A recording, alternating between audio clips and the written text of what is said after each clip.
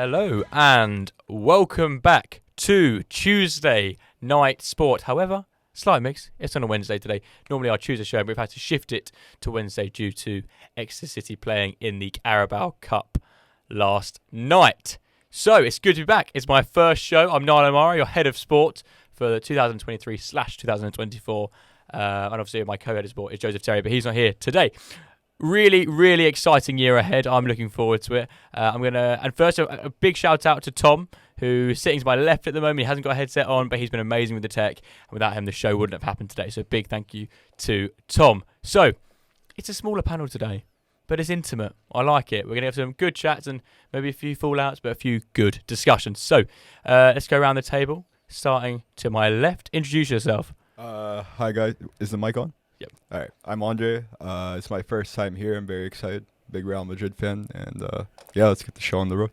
Good, that would be a big rivalry there for Mikhail. See who's got the better ball knowledge when he comes later on. And who have we got next? Hello. It's Leny. I'm back for my third year here. Well, third year at uni, but second year at the station. Good to be back. Talk some football. Good. So, if those of you who don't know, Leny is now our head of marketing this year. Anyone who did tune in last year will know he was the guy with the outrageous football takes, which came in, throughout the year.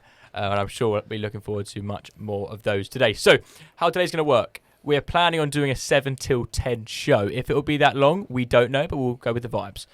First hour or so is going to be a recap. We're going to talk everything football. The focus will mainly be on the Premier League, but we'll take where it goes. We might have a bit of Real Madrid chat and maybe a bit of Queen's Park Rangers chat because it would be rude not to. We'll do that for the first hour, and then the second part of the show, we're going to discuss our Champions League 11. So if we were managing our own team, our dream side that would win the Champions League, we're going to put forward that 11. And I believe we've also got Real Madrid correspondent as well, so Andre will keep us up to date with any Real Madrid updates in their game tonight. So exciting show. I'm excited to get started. So let's dive right in and let's talk about arguably the greatest league in the world. Unfortunately, it's not the Championship. No, I make a mistake. Leny, Andre, you were at a certain game last night.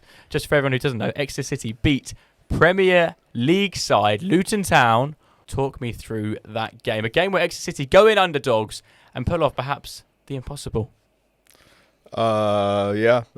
Pretty stunning scenes. I mean, first 30 minutes, I honestly thought it was going to be Luton Town absolutely destroying Exeter, but they kept their cool. Great defensive performance, I'm not going to lie. I was really impressed by Exeter's back line. They showed, resilience, strength. Was that your first time at SJP, or had you been to SJP before? I've been once last year. It was like they played Sheffield Wednesday, I think, and they tied, sadly. Yeah. But no Championship side, Sheffield Wednesday, we should have.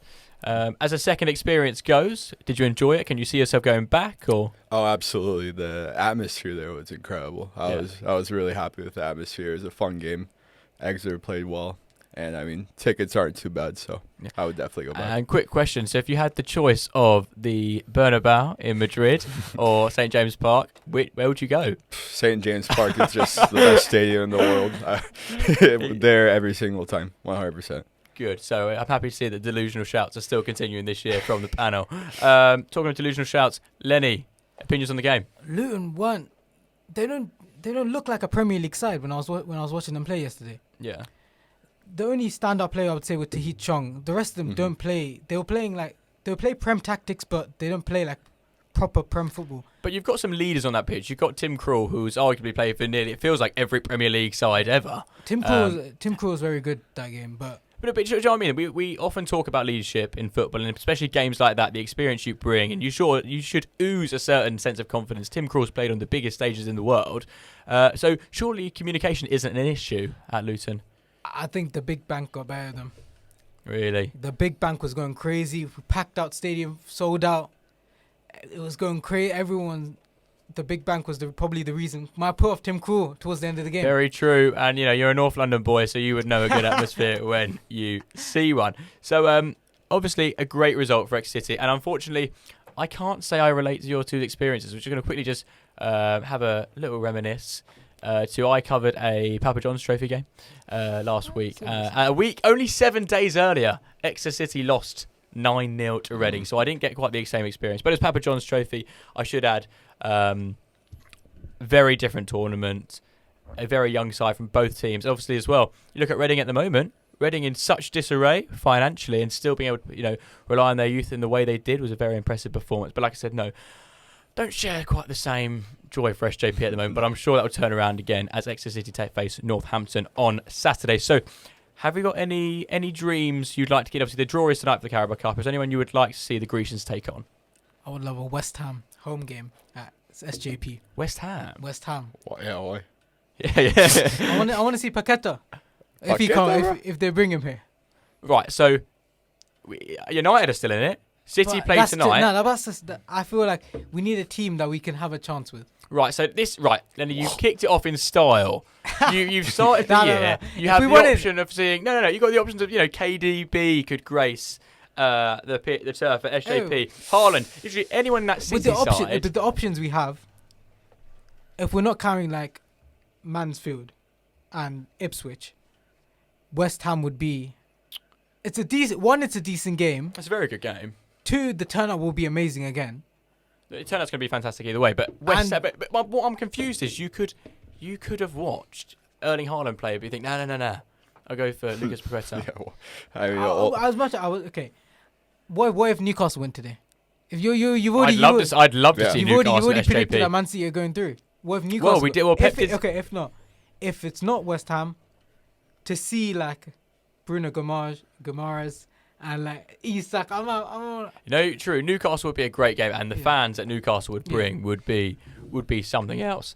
So yeah, I'm really excited for that, and hopefully it's a home fixture. That's the important thing. It doesn't really matter if it's up in Newcastle. Unfortunately, student loan did drop only very recently, but I wouldn't be spending that student loan to get up to Newcastle. I can assure you of that. But right, so Andre, who would you want them to see? Yeah, I just want to see a great Prem side. Yeah, Man City, Man United, something like that. Yeah, you're not buying into the old West Ham idea that Leny has. Yeah, of all the teams you could have chosen, West Ham need to beat Lincoln. They still need to beat Lincoln. I'm surprised you're not, desperate to see Lincoln play, Leny. I'm sure that's a fixture that's on your bucket list somewhere in life. You should start your own show, Leny. Lenny's bucket list. I'm sure lots of people would listen into it. But yeah, has been a goal. Yep, Joselu just scored a beautiful header for Real Madrid, up 2-0 now.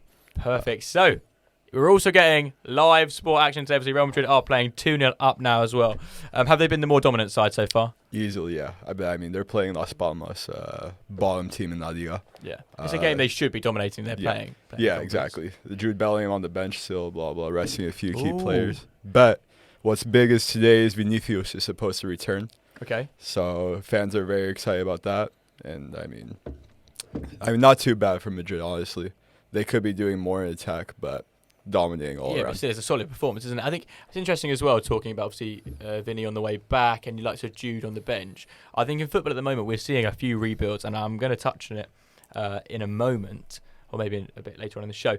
I think, like Real Madrid now, we worried for a while, an ageing squad relying on Benzema, who was scoring the goals. You look at that midfield, it was starting to show signs of ageing. Yeah. With this bright talent come through, especially Jude Bellingham, arguably going to be... I think he's one of the best footballers in the world anyway at the moment. People sometimes disagree with me because he's so young, but he is. Absolutely. Arguably, you can carry on that on. Real Madrid will return to the force they once were and the force that they probably still are. But anyway, Real Madrid updates will stay with us throughout the show. Premier League, the greatest league in the world, a league I hope that Queen's Park Rangers one day return to. Let's start at the top. Are we shocked? Manchester City, 6 games... 6 goals. They've scored 16, conceded only 3. I mean, they've done their homework over the summer. They've rested. Jack Grealish got it all out of his system. The winning, it's left. Where he likes a party, we know he likes a party. So, are we shocked? I wouldn't say so. Nah. They know what they do every single transfer window towards the summer. They get rid of the players that don't want to be there. They bring in the players that they need to. Guardiola is one of them. Yes, yeah. So like Man City are efficient with their transfers and with their summer moves. Yeah, no, I agree with you. And they're just, I mean, obviously you've got Erling Haaland. It's hard to lose games. It's definitely hard not to score. But of course, Rodri red card will leave them without Rodri in the next game. So, and Rodri is such a key player. And but it was very questionable. He's not that type of player normally. He's normally calm and composed. this is something that's very out of character from him. True, very true. But it happens to the best of them. You can't all be Philip Lahm and sort of be, almost untouchable with the old red cards. But it's also the position he plays in that sort of central defensive midfielder role is so important to the way Man City play football. He provides so much cover, and in the past, so years ago, the start of the Pep regime, lots of people were talking about the defensive being too open, the shape wasn't quite working with Pep originally, it was almost outscoring opponents each week. Rodri does bring that sense of security to the squad, but that comes with a risk. Okay, you are that sort of back, the back line before the back line, so that's when the challenges happen. So I'm surprised we've not seen it again earlier. But like I said, definitely not an aggressive character. Hasn't he got a degree? Yes, he was at University of Manchester, I believe. But I don't know what degree he got in. Right, I'm going to have a look into that for the show, because then you never know. One of us on this panel today may be the next Rodri. Expression FM intramural football starts in the next few weeks, so watch this space. So yeah, I don't think it's shocking, is it, Andre, that Man City are dominating the way they do? Do you think they'll go on and win it again this year?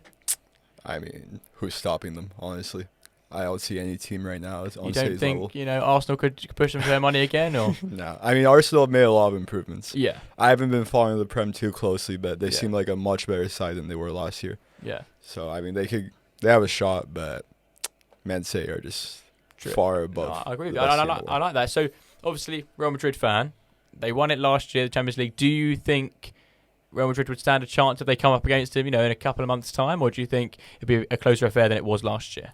I don't mean to bring up any heartache there, but I understand. I've got to ask the question. Painful moments, but Madrid need a lot of. They seem like a bit of a worse side than last year, to be honest. Yeah. We need some improvements in attack, so we don't stand a chance against City right now. Cool. Frankly, I think you're right. I think Man City could be on for a clean sweep this season. The football they're playing is stunning. Obviously, Phil Foden now getting regular minutes as well, something that he has openly spoke about it being frustrating for him. So it's good to see Phil getting the time he needs. And just to add, his son's got like 2 million followers on Instagram. I mean, he's about 7.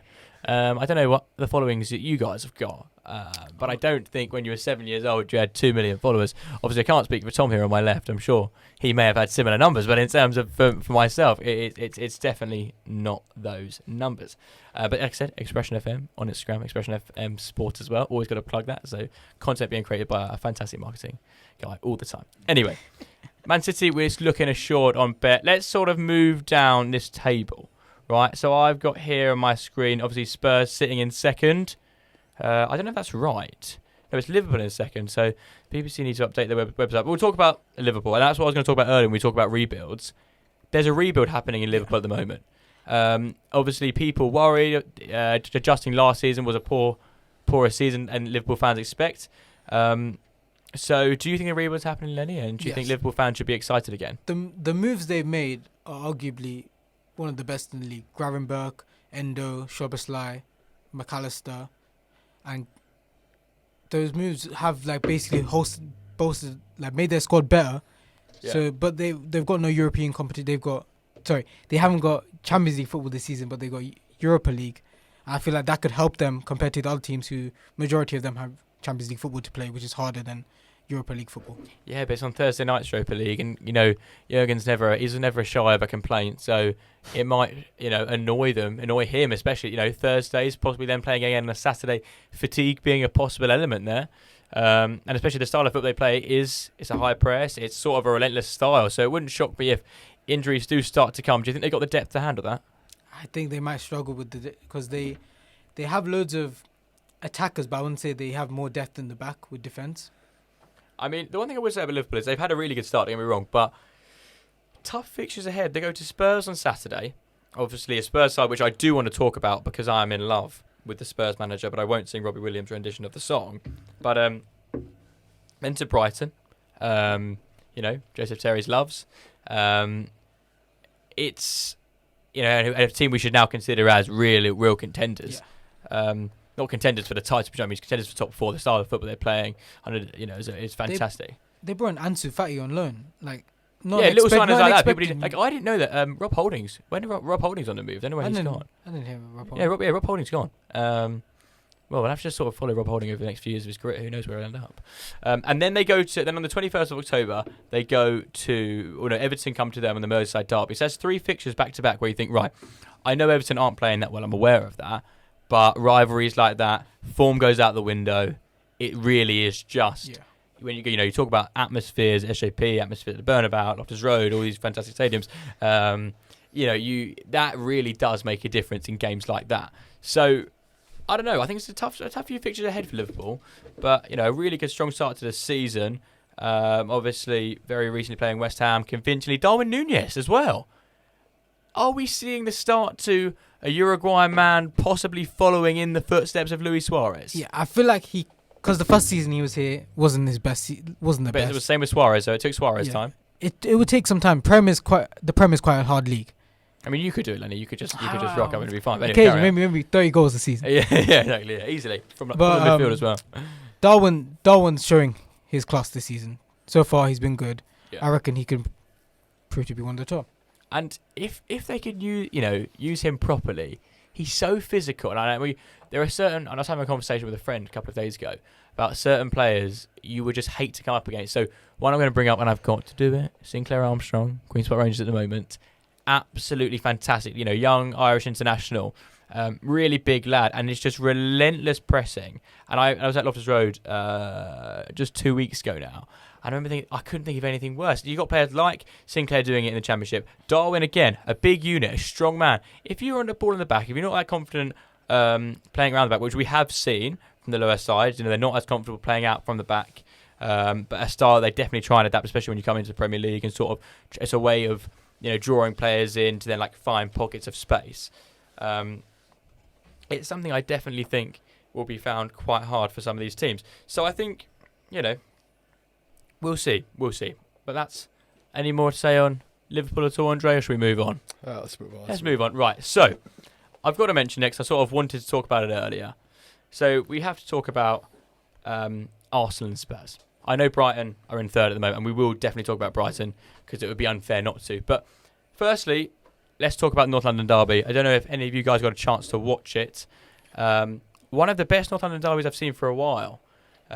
Both two fantastic managers in Big Ange and Mikel.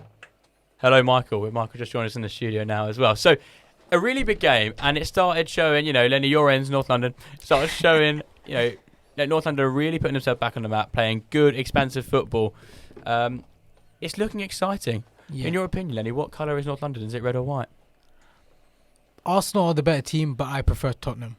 Talk me through that. So the team that Tottenham have are more of the underdog team. They don't have... When they first got all these signings, I was thinking they're not big name players like Van de Ven. Even when they bought Basuma, they weren't making these big moves compared to other clubs, but Ange Postecoglou, he knows what he's doing. Oh, what a man, by the way. He is a legend. Oh, I'm subtly in love, but, I don't know if I can say that there, but he's just so special. And what he gets out of these players is fantastic. And an all-round great guy. You've seen a couple of interviews with him as well. You just want to fall in love with him. Not like the other managers have been at Spurs in the past. You look at, and don't get me wrong, I'm a massive fan of Jose. Didn't really work there. And so I've managed in the past Spurs. It's not really clicked the way it has done with Ange. So, sorry, Karen, Lenny, you were going to say. One of the moves he's made, arguably the signing of the summer, James Maddison. We know he likes roast dinner. He likes to be the main man at roast dinner, which we will definitely add. Main man at the roast dinner. But I was unsure, mainly because I didn't really rate him as such at Leicester towards the end. I thought, attitude-wise, it wasn't where Leicester needed. Look at Jamie Vardy now, still in the Championship, still tearing it up, and being the icon that he is in football still. But like I said, I think there was a lot of frustration with James Maddison. He wanted to go and play in sort of higher up in the Premier League and doing it so well. Mm-hmm. So, obviously, England call-ups have got to be there for him. Do you think he starts for England? Bench, I would say. For now, he would come off the bench because you've got the starters for England who are arguably... who've always played for England that would be better than James Maddison. True. I always think there's an element of form to international football that Gareth Southgate clearly doesn't agree. Yeah. Because people like Calvin Phillips, who never plays a minute of football, seems to always be. But for England, these players are perfect for the England squad. What do you mean? So there's certain players like Maguire, Calvin Phillips. Those players, when they play for England, they play well, but when they play for their clubs, they aren't the best players. I mean, we could do a whole show on Maguire. We won't, but I'm sure, Michael, you agree. In terms of, just very quickly, I think Maguire is still a good centre half. He is amazing. But like I said, we won't debate this because we obviously there's time frames to this show, and that's whatever. But like I said, very promising start from Spurs. can you even tell Kane's gone? How do you feel they're doing about Kane? Go on, Mikey. No, I'm going to jump on this. Sorry, by the way, for being late. Just right, made my debut on Parklife. I don't know if we had a chat about Exeter City We yet. did talk about Well, I Exeter just at the start of the show. had a chat about it as well in a different setting. But no, on the Spurs topic, with Maddison. Sorry, if you guys. Sorry, I was just talking about life without Kane, but you can talk about No, talk of course. about both. And I think, on that topic, I think credit has to go to Son. I mean, yes, he had a struggle. He struggled through last season. He didn't have the best of spells, and a lot of the time Kane was the one who carried Spurs through most of last campaign. I mean, 30 goals in the Premier League over the last season. He has, of course, carried that into Bayern. But Son, who got the armband with Kane's departure, has stepped in. And one more point I want to mention about Spurs, and specifically about Postecoglou, is he's not afraid to make big decisions. He's not afraid to make controversial decisions. And we've seen it this season in abundance, and it has helped. If you look at even the squad for the North London derby, since that's the game we're talking about, Pierre-Emile Højbjerg on the bench again for Tottenham, a key player who was almost unstoppable, unchangeable, always in the starting 11 for the North London side for a number of seasons, now does not find himself in the starting 11, and this decision so far has worked. I think Sarr and Basuma have both had a really good campaign, and the fact Spurs are up there fighting with Arsenal, with Manchester City at the very top, at least for now, has to go to the manager. I mean, what else can you say? Spurs is by far has not got the squad capable of a top 5 finish, a top 6 even. I can name perhaps even Aston Villa, West Ham, arguably have got better teams on paper at the moment in the Premier League. But no, you see Spurs at the very top. And I think credit has to go to the manager, who isn't afraid to make big controversial decisions, which so far have benefited the team.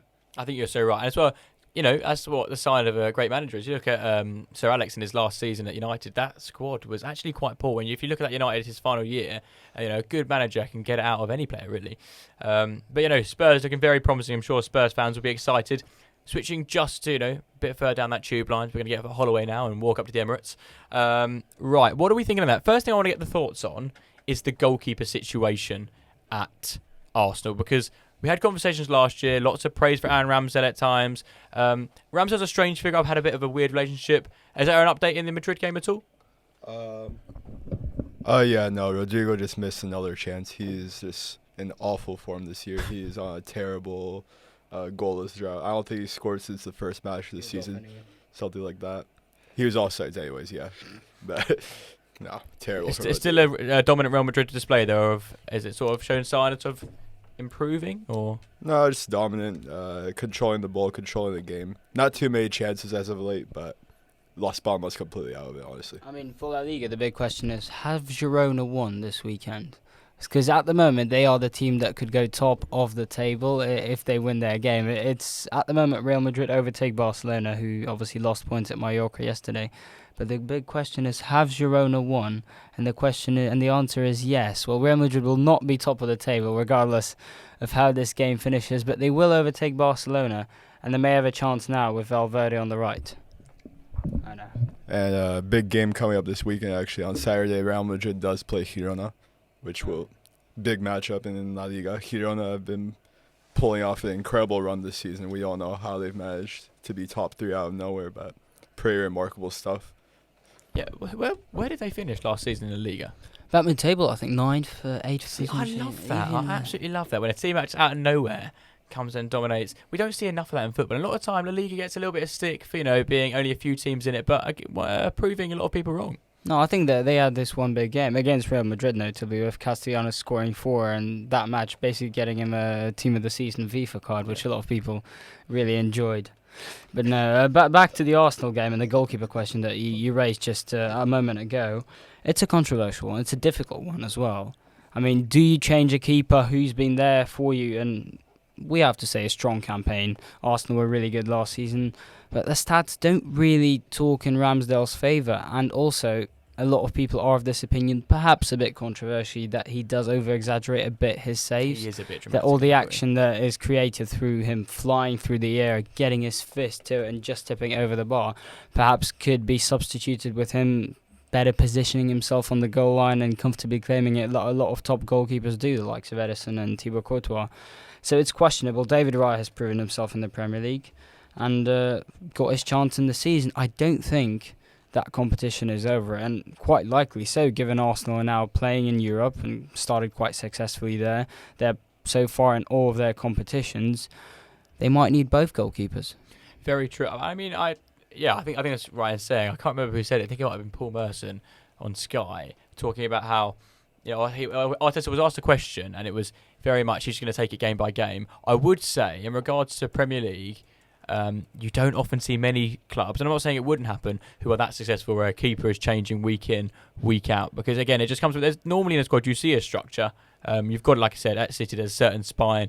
You see it across in other clubs as well. So I think it'd be interesting to sort of keep our eye on that. That's a very good point you raised about obviously being involved in the Champions League as well this year. It will be a chance for them to show off, who really can win that number one spot. There's two options usually in big clubs like that. If there are two goalkeepers, it very rarely happens, especially in the Premier League, when a team has two goalkeepers of similar level. Yeah. It's usually one keeper being the more notable one. But if there are two goalkeepers, there is usually two options. Option one is there's a leading goalkeeper who plays in the Champions League and the league, regardless whether that is the Premier League or La Liga or Serie A or Bundesliga or Liga 1. And then the other keeper plays in all of the cup competitions, but that happens all the way until the final. So that we saw the likes of that at Manchester City, where Ortega, regardless what the opponent is, if Guardiola chooses him to play in a cup competition, he sticks to him until the final, no matter if the treble is on, no matter who the opposition is, and it worked in the end. Didn't work other seasons when the likes of Stefan gave Liverpool a win. That was in 2022. And there's option two, when there's a goalkeeper who plays in the league and then the other goalkeeper plays in Europe and cup competitions, meaning they share game time equally. A good example of that could be Barcelona, treble-winning Barcelona 2014-2015, when two exactly similar goalkeepers by level at that stage, Ter Stegen and Courtois, were signed, and Bravo, and the latter played in the league and the other one played in Europe and the cup. That worked, but then eventually in these type of situations, one or the other wins that competition and becomes that number one spot. So we'll see what happens at Arsenal. I think this season could be deciding for both of them. Either Ramsdale is pushed out of the starting 11 and is forced to leave, or Raya is once again losing to Ramsdale in that goalkeeper spot and Ramsdale reclaims it. So it'll be interesting to see. No, definitely. Obviously, it's only a loan deal as well. I think obviously Arsenal got the option to buy it, and that should be interesting to see how they approach that. Obviously, successful summer of signings for Arsenal. Obviously, Declan Rice being the big one. Leny, do you think Declan Rice will really strengthen that Arsenal squad? And do you think he's enough for them to possibly compete against a very dominant Manchester City? I would say he's very good for them to bring him in. They will play that Arsenal need. I feel like that could help them in competing against Man City. Yeah, I think so. I think they've definitely recruited well. It'd be interesting to see how they take it on. Shifting away from North London and moving down towards Brighton. I mean, we talk about fantastic managers. We've got a wealth of them, I think, at the moment in the Premier League. Roberto De Zerbi, what a job he's doing at Brighton. Obviously, it's 6 games, 5 wins and 1 loss. An incredible amount of goals going in. And an incredible option of strike force. I mean, Evan Ferguson, obviously a young lad, I think only 18, 19 years old, obviously now featuring for Ireland. You've got João Pedro, am I right? Yeah, João Pedro. He's in my fantasy. And then you've got obviously Danny Welbeck, who's now come back from injury and scoring goals. Welbeck, I think he's actually had a very good career when you look at where the clubs he's been at. Brighton, again, it wasn't, a bit of luck last year. They're up again competing. Obviously, I know it's very early on. Is this something we've got to get used to having this conversation? Are Brighton going to be involved, do you think, in these sort of top 6, top 7 discussions? Obviously, we sort of got used to a little bit of jumping around. We saw, it was Burnley a couple of years ago. I mean, years ago now, actually, when we were talking about them in the Europa League. Is Brighton that new side? And do you think they can sustain this? Obviously, a big thing for clubs like this is keeping hold of players. But like you said earlier, Leny, they've got the now attraction in the pool to bring in young talent like Ansu Fati from Barcelona. Is this a sign of things to come? I would say so. They were a small club before, but now over time they've built the team, and slowly they've been getting the pool to be able to bring in the bigger players. Like they managed to bring in James Milner. Well, and he loves Ribena. That's a big thing about James Milner. So yeah, they've been able to become good enough to be able to bring in these big players to help them grow. Now they're in the Europa League. Slowly, could we possibly see a Champions League for Brighton? Oh, I mean, Joseph Terry would be in dreamland. So I possibly he will get to see that one day. I mean, as well, it's worth saying that it's not just been an easy run of games for Brighton. Obviously, they've beaten, and I'm sorry to remind you, Mikey, but they've beaten Man United 3-1, obviously beaten Newcastle 3-1. So it's domination on quite a big scale. I know they've still got some of the other big dogs to play. I think with City coming up quite soon.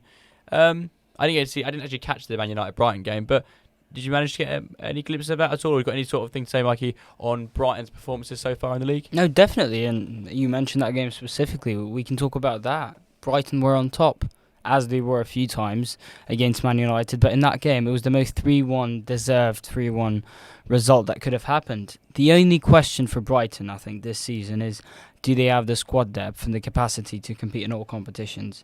And we already saw them, I wouldn't call it a collapse, but a struggle. And that, is, of course, comes in the face of a loss to AEK Athens at home in the Europa League. Brighton, yes, every season we saw that they would lose one or two key players every summer and sometimes winter transfer window, and they would not lose momentum. But for the first time in this period, Brighton are playing in Europe. And this is a whole different story. Do they have the squad depth? Because yes, they signed the likes of James Milner, but he is 37.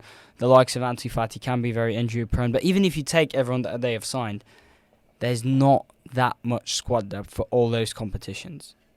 Not, if you look at all the other teams in the Premier League that are competing in Europe, their squad depth allows greater rotation. So far, it's hard to say, but whether Brighton advance, which I still expect them to do despite the loss to AEK Athens in Europe, it could become very, very difficult. It is important that they are picking points and they are beating big teams, and I would not be surprised if they go on and prove me wrong. And yeah, in the Man United game, I think it was Brighton's level personified. They were on top against a team that signed a few notable players over the transfer window. So third in the table in the league now, and I can't say that it's undeserved. Very true. It does look very promising down in Sussex for Brighton and Hove Albion. We were talking about them, and they are, unfortunately, again, I've got to remind you, Mikey, they are slightly lower down the table. Manchester United. They don't seem, and obviously we're not going to discuss it all today, they don't seem to be able to stay out of the headlines. There's lots. I recently read, there's lots of criticism coming for Ten Hag. Obviously, Vidal criticising him quite publicly about how he dealt with Cristiano Ronaldo and instances like this. We're aware of the Jadon Sancho thing. It's an ongoing thing. Jadon Sancho, let's have no doubt about this, is a talent. He's a very talented football player, and it's just not worked at United. So results aren't really falling their way. Frustratingly, I don't think we're not seeing the Rashford we saw at the turn. After the World Cup last year, Rashford was incredible, I thought. Especially had a good couple of months run. We're not seeing that. I think Bruno showing glimpses of his old self. But, Leny, we'll start with you. Obviously, not a Man United fan, and we'll get on to Mikey talking about United. What do you think is going wrong at United? Do you think there is an issue somewhere in terms of, is it because they've got players like Maguire in there who obviously they tried to get rid of? No. Is there an attitude problem there? Because originally people said it was Ronaldo. Ronaldo's coming in, my goat by the way, sort of infecting the change room. They've had lots of players like that. Or is it just players aren't good enough? They're not of the standard that Man United used to be at. I've always said it's about a chemistry thing. Man United never build like the team morale to be able to keep the squad to always have good form. Because it always messes up. Like one player might start getting upset over something, and then the team morale goes down, and then it just goes really bad, and we lose form. We start losing games, and then we sack a manager. We bring in a new manager. He brings in players. Then the team morale goes down. It just becomes a routine, like a cycle, you could say. Yeah, very true. Obviously, that's 3 wins and 3 losses for Man United so far. Just a quick shout out to Tom. Tom got us started on the show today. He's heading off now as well. So, Tom, you're a superstar. Thank you very much. Tom. But yeah, no, you're totally right. I don't know what's going wrong there. Obviously, there's loads of issues with sort of, is it the Glazers? Gary Neville's always very quick to jump on the Glazers, and I do think there definitely is a part of that. But look, just breaking it down, we've shown it really quickly. There are about 5 or 6 obvious issues that the public can see at Man United, and it doesn't seem to be changing. Obviously, they've signed Onana as well in goal this summer, who I was a big fan of previously. Sort of look a bit like they're missing De Gea. De Gea, I think was actually quite awful on the ball, but as a shots per goes, was probably one of the best the Premier League's ever seen. So, had Leny's take on it. Michael, you're a Man United fan and a Real Madrid fan, we should add. But what is this? This is not what you want to see. No, and it's not something I expected. I will be honest with you. Unfortunately, this is how things stand. there's a lot of reasons off the pitch. I want to focus on a few reasons on the pitch, and a few of them. So first of all, the fullback positions. As much as perhaps it can be a bit neglected, it is costing United. Like this whole squad, United is looking to make a Premier League challenging team that will be squad-wise equal to Manchester City, to Chelsea, Liverpool, Arsenal. At the moment, with Diogo Dalot, Wan-Bissaka, Luke Shaw and Malacia, many of whom are often injured and out for a big part of the season, United will struggle. They have strengthened positions, but the question is, have they strengthened positions that needed to be? Mason Mount signed in the transfer window. As much as I always was a big fan of him, obviously Mason Mount is best in the 10 role. Man United have got Bruno Fernandes in that position. It was quite obvious that the two of them together would not work at their best. And guess what we see? Mason Mount, obviously, take the injury aside, Mason Mount is playing in the CDM role next to Casemiro, which notably isn't working too well. Furthermore, injuries, another big issue. And once again, did Man United expect at some point in the season to lose both Martinez and Varane? Yes, one of them is already back. But their biggest game of the month was against Arsenal, which they were finishing with Johnny Evans and Harry Maguire at the back. But to be fair to Johnny It is not a back line that would win you the Premier League. With all respect to Johnny Evans, he did have a very good game against Burnley, I have to say. But overall, when Man United were signing all these players, including Amrabat as well, in the summer transfer window, it was not to finish a clash against Arsenal with Johnny Evans and Maguire at the back. And the final point I have to mention, different players, Anthony, Jadon Sancho. We won't talk about too much about the reasons off the pitch here at Expression, but they are not in the team. Yeah. And Man United, the problem I think is key for Man United. Different players hit their prime, but it just doesn't all happen together. If you look at the likes of Liverpool, when they had their best seasons, 1920, 18-19, it was almost every single player in their squad having the season of their life. At Man United, it just looks to be one or two players having a season of their life. Bruno Fernandes had that in the COVID era. Casemiro had that when he just started off last season. Rashford had it, of course, after the World Cup. But overall, it just doesn't work together. I think this is another problem on the pitch. I want to see how this season goes on for Man United. And it's a team I'm sure we'll discuss a lot throughout this year on the Sunday Sports Show. But so far, not so good. So far, not so good for United. Obviously, just quickly, Amrabat saying he loves United and would happily play in goal for them as well. So at least, if it doesn't work for Onana. Well, him starting at left back yesterday in a Carabao Cup fixture. Yeah, to be fair, tells you everything you need to know. Exactly. Right, we'll spare you some pain away from Manchester United. And, I've got to say it. I've been wanting to say it for a while. I want to talk about a certain club in West London where it's just not been working. We did a show last year, which was about Chelsea. We spoke about Todd Boehly whacking in about 550 million, 600 million, and we said, he spent all that money and it's still not worked. He's now spent near of $1 billion and arguably still not working. He's brought in a fantastic manager in Mauricio Pochettino. Chelsea, 1 win in their first 6 games, and I can't remember how many wins it is this year. I think it's like 7 wins this year. You spend that much money, the stature of the club Chelsea are, they should be winning games. I mean, I don't know what the answer is here. We spent 3 hours last year talking about it, and we couldn't quite find it. More money comes. I understand, again, injuries have not been great, suspensions. Pochettino talks about, it takes time for a team to gel, which it does, and it took time for his style to be implemented at Spurs, and eventually it did go on to somewhat work, obviously getting them to a Champions League final where they're unlucky to lose. But if you're a Chelsea fan, and especially Chelsea fans, of our age group, born sort of post 2003, around 2003, you're not used to this. And I understand. And there's stuff's gone on at Chelsea.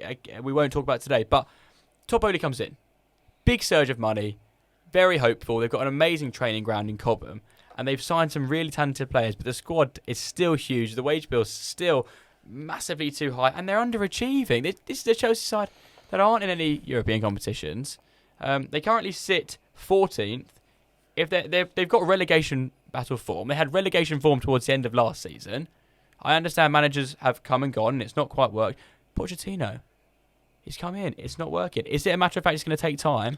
Or do you think this is the new Chelsea for a while? I've got an unpopular opinion. I'll hand it to Leny afterwards, but I just want to briefly talk about it. let's take aside for a second that it's Chelsea Football Club and look at the last game against Aston Villa. You see a team of 11. Let's take aside that it's Chelsea Football Club. We ignore every single transfer fee that was paid for each of these players. We ignore the fact that all of them have massive wages, and we ignore the fact that they're playing for Chelsea. Look at the team that started against Aston Villa. You look at the starting 11.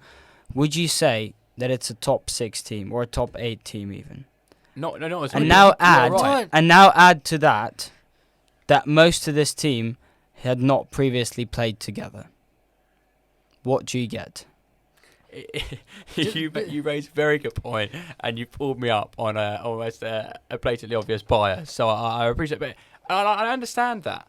And you are right. When you look at there are glimpses of talent in terms, I think, Raheem Sterling, obviously. I am, of course, over-exaggerating. I have to say it. Yeah. But if you look at the fact, yes, Chelsea are still extremely low. What I meant is that they should not, at the moment, be challenging for the top 6.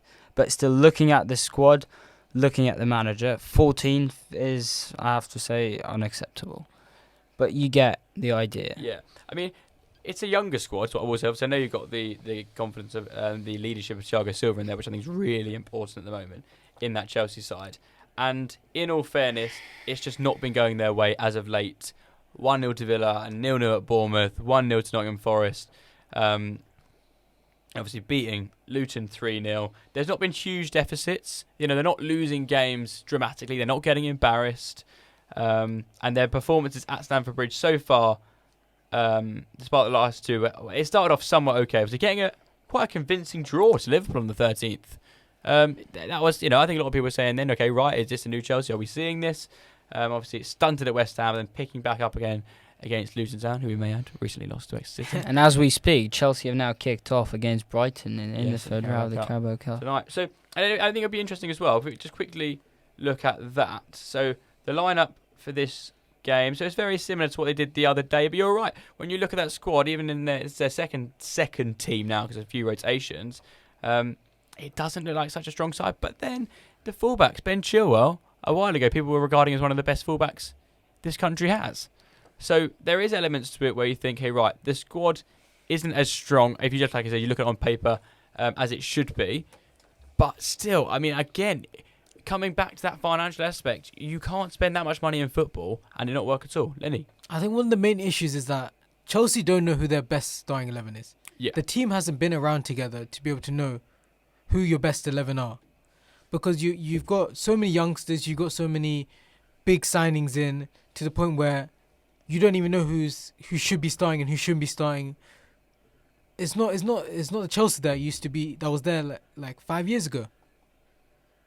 Yeah, I think you're right. And I think as well, it's always worth saying, football structures change all the time. In terms of whoever was sitting in this beautiful studio back at the start of the 2000s, they weren't talking about Chelsea. They weren't talking about Manchester City. So it could just be we're in a movement phase in the Premier League. I think Manchester City are here and here to stay. Again, clubs like Spurs, you could see a Spurs domination, a North London domination, Brighton, Aston Villa, obviously a good start from West Ham, and obviously European glory as well. It could just be one of those phases, or do you think we're going to see a Chelsea bounce back in the next either year, this season, or in the near future? We can, but at the moment, the direction I'm not quite agreeing with it. I mean, you mentioned a lot the show that we did last January, and it's a good example. When we were talking about who Chelsea may sign, we thought, well, maybe 3-4 transfers, maybe 5 transfers into the starting 11, a new manager. And we were looking at players like Osimhen up top, we were looking at the likes of Declan Rice, we were looking at new centre-backs. But instead, Chelsea signed Nicholas Jackson. And up front, with all respect, it's not quite a goal-scoring machine that would get you 20 goals in the Premier League. Yes, Chelsea obviously can change, but the way they're going now, I would actually be a little bit concerned about their future. And adding up to that, I remember doing a Sunday Sports show back in my first year, back in December, when Chelsea were really, really improving under Thomas Tuchel, having just won the Champions League. And I was saying that Chelsea have the best squad depth in the world. And at that point, if you looked at that starting 11, they did. Yeah. It was an incredible team in terms of squad depth. And somehow, in the space of just a year and a bit, Chelsea managed to sell the whole 11, having lost financially a few hundred millions of dollars. So yes, there's room for change, but so far, I just can't see how a team like that's not gelled together, that name-wise is not even a top 6 team in the league, will fight for Europe. Yeah, very true. I think, like I said, bias aside, I do think Chelsea will bounce back. I think they will make a return because there is talent in there, and I think Pochettino is the guy. But, sometimes great managers, it does take time. Alex Ferguson's first few years at United weren't as smooth as people might think if you really look and dive into that. Again, a slight shift. We're going to talk about maybe one more club a bit higher on the table, then I want to quickly talk about the relegation zone at the moment. Obviously, it's still very early. I want to make a comment on that. Talking of money spent and talking of big financial backing, let's quickly dive in to Newcastle, obviously, who are also playing tonight at 8 o'clock against Manchester City. And just to add, we will keep you updated on the Real Madrid game with Andre, our correspondent for that. And we'll also look at the Carabao Cup results as and when they come in. But I understand, Newcastle, a huge performance against Sheffield United the other day, scoring 8 with pretty much everyone on the score sheet getting involved. But it's been a sort of a weird start for them in terms of the loss to Brighton, obviously losing to the big dogs, Liverpool and Man City. Do you think they'll pick this form back up? Now, do you think that 8-0 is sort of the best springboard you can get? And what do you think this squad's looking like? Do you think they'll go on and compete again this season? I think the question with Newcastle, it's actually very similar to Brighton. Do they have the squad and the capacity to compete in all competitions? Because for Newcastle, they've got one of the most difficult groups in the Champions League I've seen in years. And I'm not even over-exaggerating. They've got current semi-finalists, a PSG team, which, regardless of how well they perform, is a strong team to play, especially in the group stage where they tend to rise to the occasion very, very often. And then they've got Borussia Dortmund. It will be energy-consuming. And then now, look, Carabao Cup third round, they get the best team in the world. Yeah. Officially. So, I mean, yes. That must have been hard for you to say, Michael. It is. But they are holders of the Champions League, so we'll throw the bias away. Back to Newcastle, though. It's how well the squad can react to this. And I'm not even sure what the right target would be for this season. Is it to stay in that top 4/top 6 and carry on sustainably developing? Or is it do your best in Europe, show what you're after, and try to compete in all competitions? I guess today's game will show, and the next few months as well. But I've got hope for Newcastle. They signed some big players. Tonali is a very, very interesting signing into that midfield. They're developing very, very gradually. At the end of the day, we have to remember Newcastle have got the financial capacity to sign top players. They can offer wages similar to the ones Saudi Arabia can. Yeah. But they're not doing it because they know it's not a sustainable way to develop. So very interesting to see what they can do. Whether they can stay in the top 4, I would doubt it. But a top 6 finish for me looking a bit more likely at the moment. Yeah, I think you're right there. Lenny, what are you going to say? I think Newcastle, the way they're building is it's the way the investment project should be. Slowly building your way up to the top. Like they brought in Alexander Isak and they brought in Tonali. Now they're slowly. I'm putting in the shout that I want them to make out of the group. Yeah, I think that'd be fantastic if they could get it. I don't know if they will because there's I feel real like- talent in there. I feel like Mignon leaving Luton, Mignon getting injured from AC Milan could impact AC Milan. True. And but Borussia Dortmund might have a little mess up to let Newcastle get that second place. In the Champions League, I think experience really jumps into. It's not quite the Premier League where everyone can beat everyone. In the Champions League, it gets to you. It's a European stage regardless of who you're playing, how well you've done in the league. And I'm just not sure Newcastle are just ready for it. Furthermore, players in the team, not many of them have extensive European experience. Tonali is one of not many in that team. Trippier, the other one, who have actually played loads of European football. So question is how they will cope. For me, the main target for the season, if you can put it this way, is to try and sustain the position in the league. Yeah, I would agree with you. I think, like I said, it would be almost fairy tale-esque to see them get out of the group stage in the Champions League, but I just don't think they will. In regards to the league, I think, I agree with you, Michael. I think they still will be around about that top 6. There is a level of quality there, which we are seeing their football, dominant displays against struggling sides like Sheffield United, and have had some of the big, obviously playing Manchester City, playing Liverpool, obviously lends itself to hopefully a run of easier fixtures for them. And for anyone in the fantasy football world, that might be something you need to consider over the next few weeks.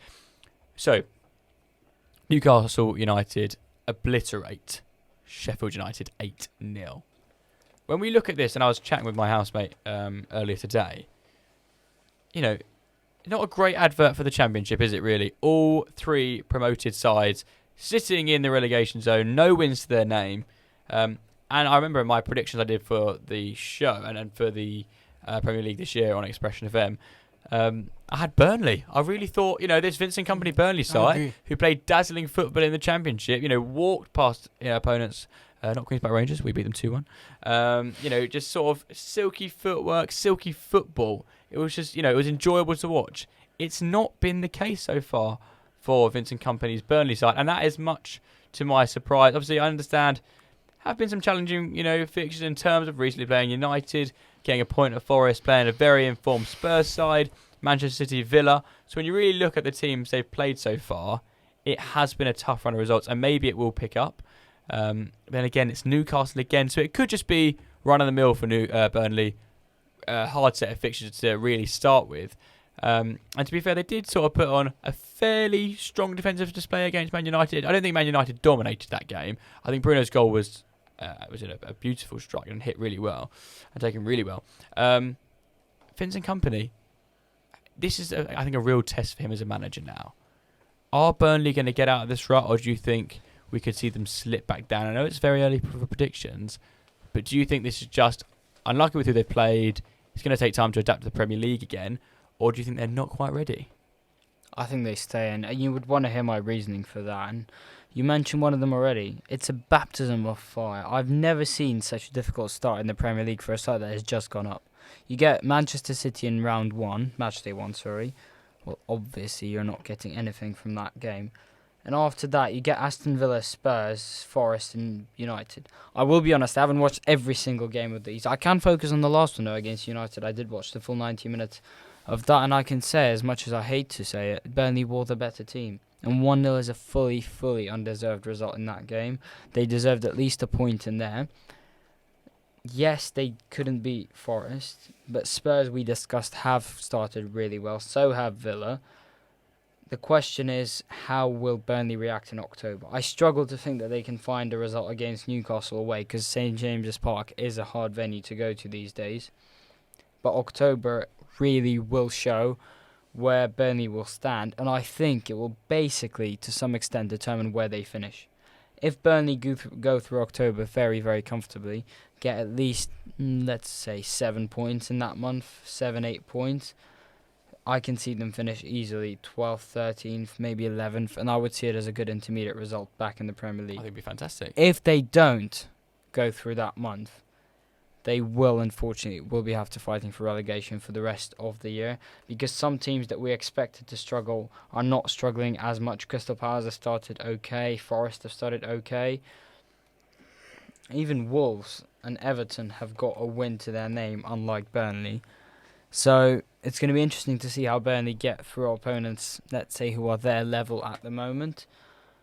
But for now, not the best of start, and certainly not what we expected from a team that sets all sort of records in the Championship with an exciting manager in their gaffer seat. Certainly, I agree with you. Leny, anything else to add on that? Not really? I wouldn't say. No worries. But I think Burnley will bounce back, and we'll see really getting their flow. I think, to be honest, the fixtures look quite tough until December. They sort of hit a nice run of games, which will be quite important. As we know, the fixtures really get quite built up, quite thick and fast around that Christmas period. For me, I think the writing's on the wall a little bit for Luton and possibly Sheffield United. I think it's a little bit too soon. As we approach the hour mark, I'm going to bring a conclusion to our recap. Andre, talk me through the Real Madrid game. What's it been like since we last spoke to you? Match just ended 2-0. It was a good win for Madrid. Comprehensive victory all around, I'd say. And how does that leave them now for their next, it's actually a huge fixture they've got up next. Are you confident for that? Yeah, I think so. I think this is the time Ancelotti needs to send a message now. Madrid needs to bring confidence back into their team. They need to do good against this Girona. this here on the side. Very true. And I think, and apologies to remind you after that, not the best defeat on Sunday against, the rivalry of Atletico. I think a 2-0 win today, obviously against a struggling opponent, but I think it's one of those games where you need to do it somewhat convincingly. A clean sheet's probably good as well after conceding 3 goals and in quite an embarrassing way. So I think we focus now on the next fixture being somewhat huge for Real Madrid, and then they go again in the Champions League against Napoli, which we will be covering on Expression FM Sport. So we're now going to head to a song break, and we will be back with you shortly as we will discuss our Champions League 11s. We look forward to seeing you then on Expression FM. And like I said, Champions League 11s, and we will be on our own. We will be our own Pep Guardiolas, our own Ancelotti, as we think, can we do it? Lenny, you confident you can do it? My team is going to be the best out of everyone's. That's very optimistic. Andre and I and Michael probably have all got something different to say about that. So, like I said, come join us again in a couple of moments' time on Expression FM as we discuss our Champions League 11s. Hello, everybody, and welcome back to Expression FM Sports on this Wednesday night sports show. Obviously, not on the Tuesday, or on the Wednesday this evening, due to that fantastic victory at St James Park yesterday for Exeter City in the Carabao Cup. We should add the Carabao Cup draw tonight, so anyone listening, find out, who the Exeter are playing. Hopefully, it's a home game, and we'll see as many of you down there as we can. So, we've recapped. We've spoken about the Premier League so far. We've had Andre, our Real Madrid correspondent, of that 2-0 win for Real Madrid. We're now going into the second part of the show. Champions League, a prestigious competition. We often, I saw our pundits around there always telling, managers what they should be doing and why they're not doing this and why is this player not playing, why they're not in this style. So, let's take over. Let's put us in the driving seat. You can view yourself as a Guardiola, an Ancelotti, and Eddie Howe, which we can now say. So, you're the manager.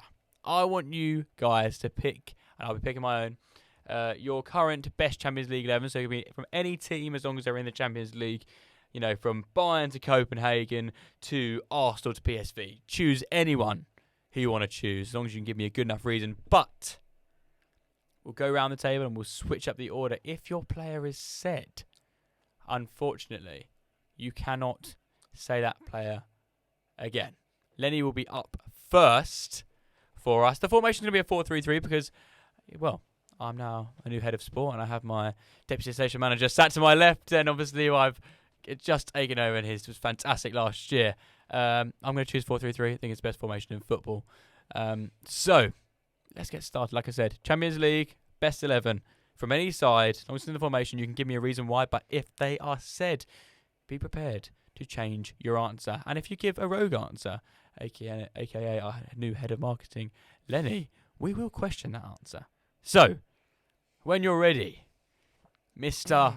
Leny Guardiola, who is your goalkeeper in your best Champions League 11? The first pick for Leny FC is Mike Mignon for AC Milan. Okay, you've done me a favour because I've not said Mignon. You really nailed that pronunciation there as well. Amazing goalkeeper, plays for France. He's taken over the parole of Hugo Lloris. Yeah. But he's also been amazing for Milan. He could help them, but he's injured right now, so that could be very hard for them. So, but in your dream scenario, he's back fit. He's back. My original, I thought I was going to be last in the picking order. Whoa, hang on. Hang on. Who are you going to say? Who are you going to say? I'll wait for the end. Whoa, yeah, I was going to say. Mention. I'll put my own you don't want to, sway any decisions here, Lenny. It's still very early on. So, Mignon's your goalkeeper. Style of play, is he a keeper who likes to play it out from the back? Is he a confident shot stopper? Is he dominant in his box, would you say? I would say he's a bit of a mixture of everything. He's quite a sweeper keeper, good with his feet. Yeah. And is it just a nicer, it's just a much more comfortable watching experience than it was with Hugo Lloris? Because, watching Hugo Lloris for myself took years off my heart, and I'm not even a Spurs fan. Obviously quite shaky in the ball, and we saw some huge mistakes in his career. Obviously, he does have goalkeepers, 2018 World Cup, and so on and so forth. So, Mike Mignon, make sure you keep a note of the players you put in your 11, please, guys. Right, moving on.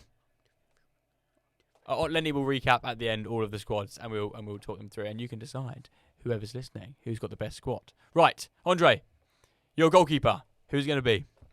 My goalkeeper. Took some time to think about this, but okay. I'm going to have to go with Fernando Muslera. Okay. I mean, this is not the show I thought it would be. With I don't even know where Muslera's playing at the moment. Where is he playing?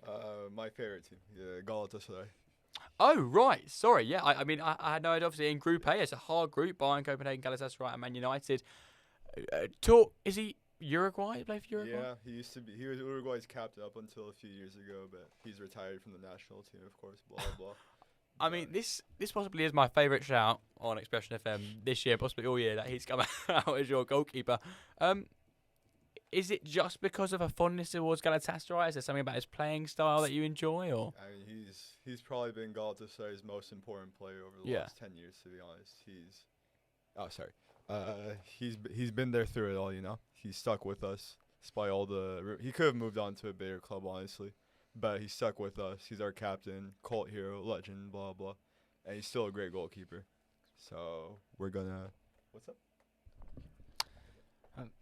So a very good shout. I didn't expect that. So it was Mignon for Leny and Muslera for Andre. Right. I've got a really bad feeling you're going to say who I'm going to say, Michael. So I'm sort of slightly frustrated at the order I've done here. Michael, tell me your goalkeeper, please, and please tell me he's not beautiful 6'6", plays for a certain team in Spain and isn't from Belgium. I mean, I was gonna go for that, but then I feel like, okay, we're in Champions League 2023-2024. Okay. And unfortunately, Thibaut Courtois is not gonna play for most of this season. So I thought, all right, let's pick someone who's gonna play, at least hopefully, for the majority of the season. Yeah. We wish Courtois, of course, the speediest of recoveries. Of course, yeah. And we hope he's going to be back fit, hopefully, for like the final once Real Madrid make it. Of course, when they're there. Again. Yeah. But there is a team that has won the Champions League last season, and a team that have got a very consistent goalkeeper in between the sticks, with his feet. And as much as I hate to say it as a Man United fan, Ederson will be my pick, because if you watched Istanbul last year, Inter Milan were the better team, unlike Man City for that season. But Ederson Moraes had a really good final, had made some huge saves, and overall was a very consistent keeper for last year. He started off this campaign very well as well, so I'm going to go for Ederson. Okay, that's a fair shout.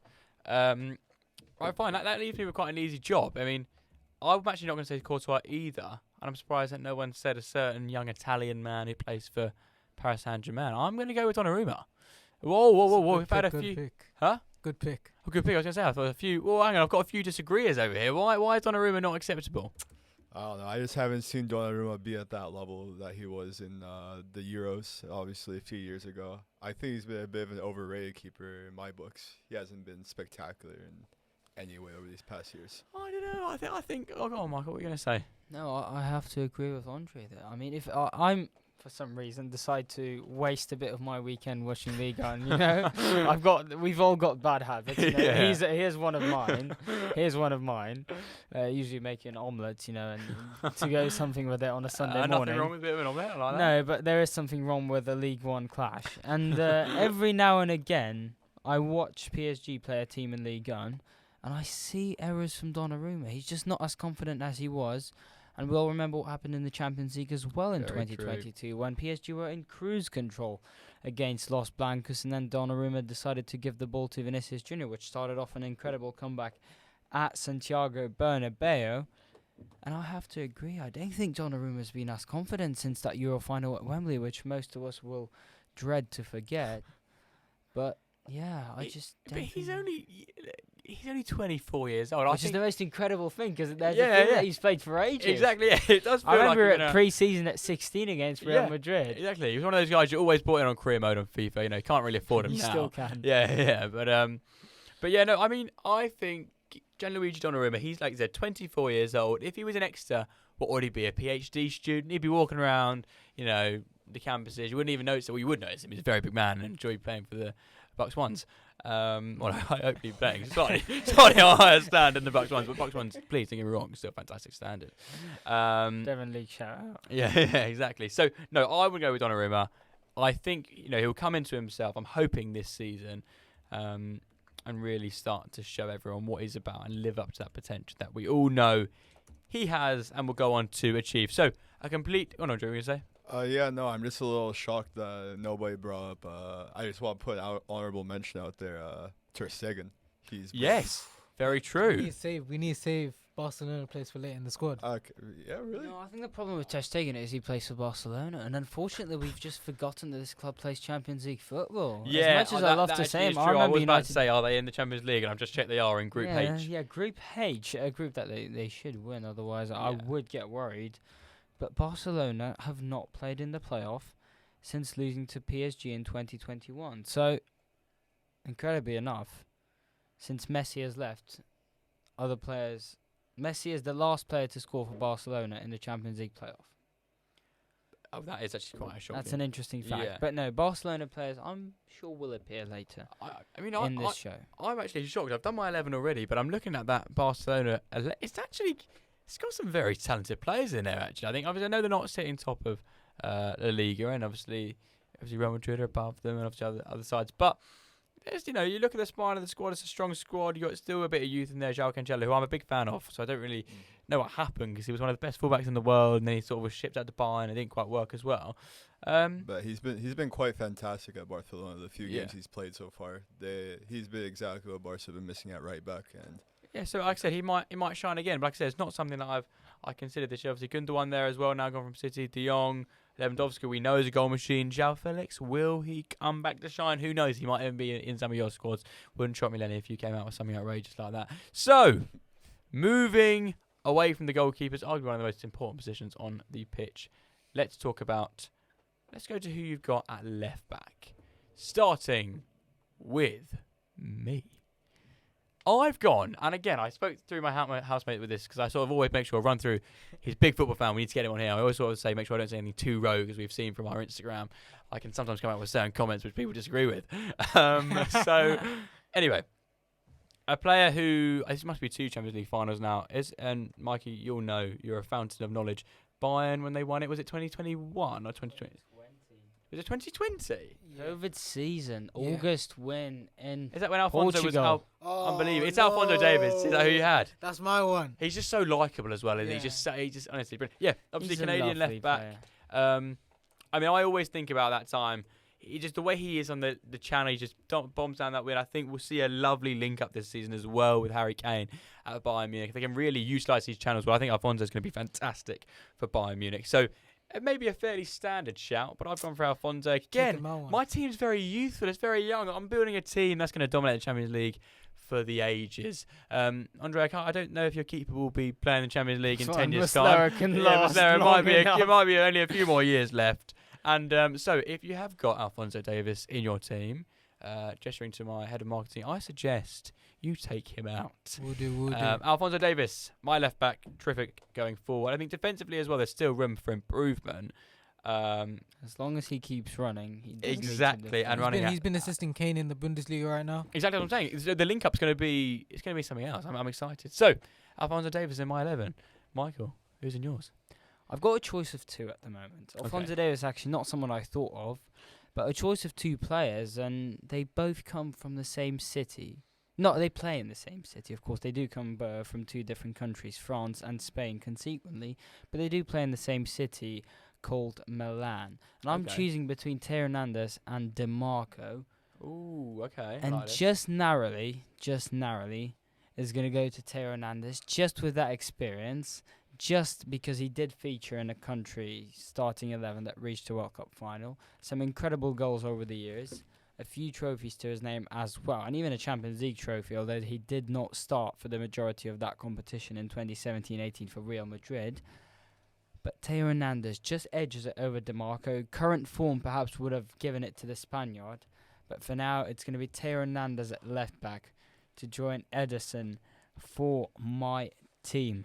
I think you're building quite some team here. I can see, if it keeps going this way, Michael, I think our teams will be going head to head in the final. I won't even suggest who will win. So Teo Hernandez at left back as opposed to my Alfonso Davies. So 2 strong teams starting to form here. Andre, left back, who have we got? Oof, it's a rough season for left backs. I'm not gonna lie. Not me. You want to talk to me? Who have you gone for? Not many came to name to me honestly, but I just remember now Nuno Mendes exists, Okay, yeah. I'd put him on my lineup, yeah, but we're short of quality left backs this season. I'm not gonna lie. So, no, that's what I like. I like it. I like the shout. You're not a fan of the left back, so you think the left hand side is a channel that needs to be improved. So again, you might be the next Pep Guardiola. Might be the next Ancelotti. Never know. You might have to search into your academy to find that. You never know. Like I said, you're gonna have to find a new keeper in years to come. It might be a just left back. scouted the whole Champions League. Did not find a proper left. Yeah, exactly. Yeah. I mean, we Not might need to good enough. dissect into that a little bit more. But anyway, Leny, I saw your face sort of, I saw sadness take over your soul when I said Alphonso Davies. What's going on? Alfonso was my pick. Like, he's one of my favorite players, but it's going to be an out of position player playing Okay. on the wrong side of the. He's a right back, but he's playing left back. Right, justify it to me and we'll see. -2 for pace. Yeah. -2 for shooting. Yeah. I was and gonna. no stamina. There is Fire no. away. I'm looking at left backs, but none of them. I was gonna pick. There was Gozins there. Yeah. I named you another one, and no one But wants him. I'm feeling in out position, maybe inverted full back. Okay. Sasha Bowie from Galatasaray, baller.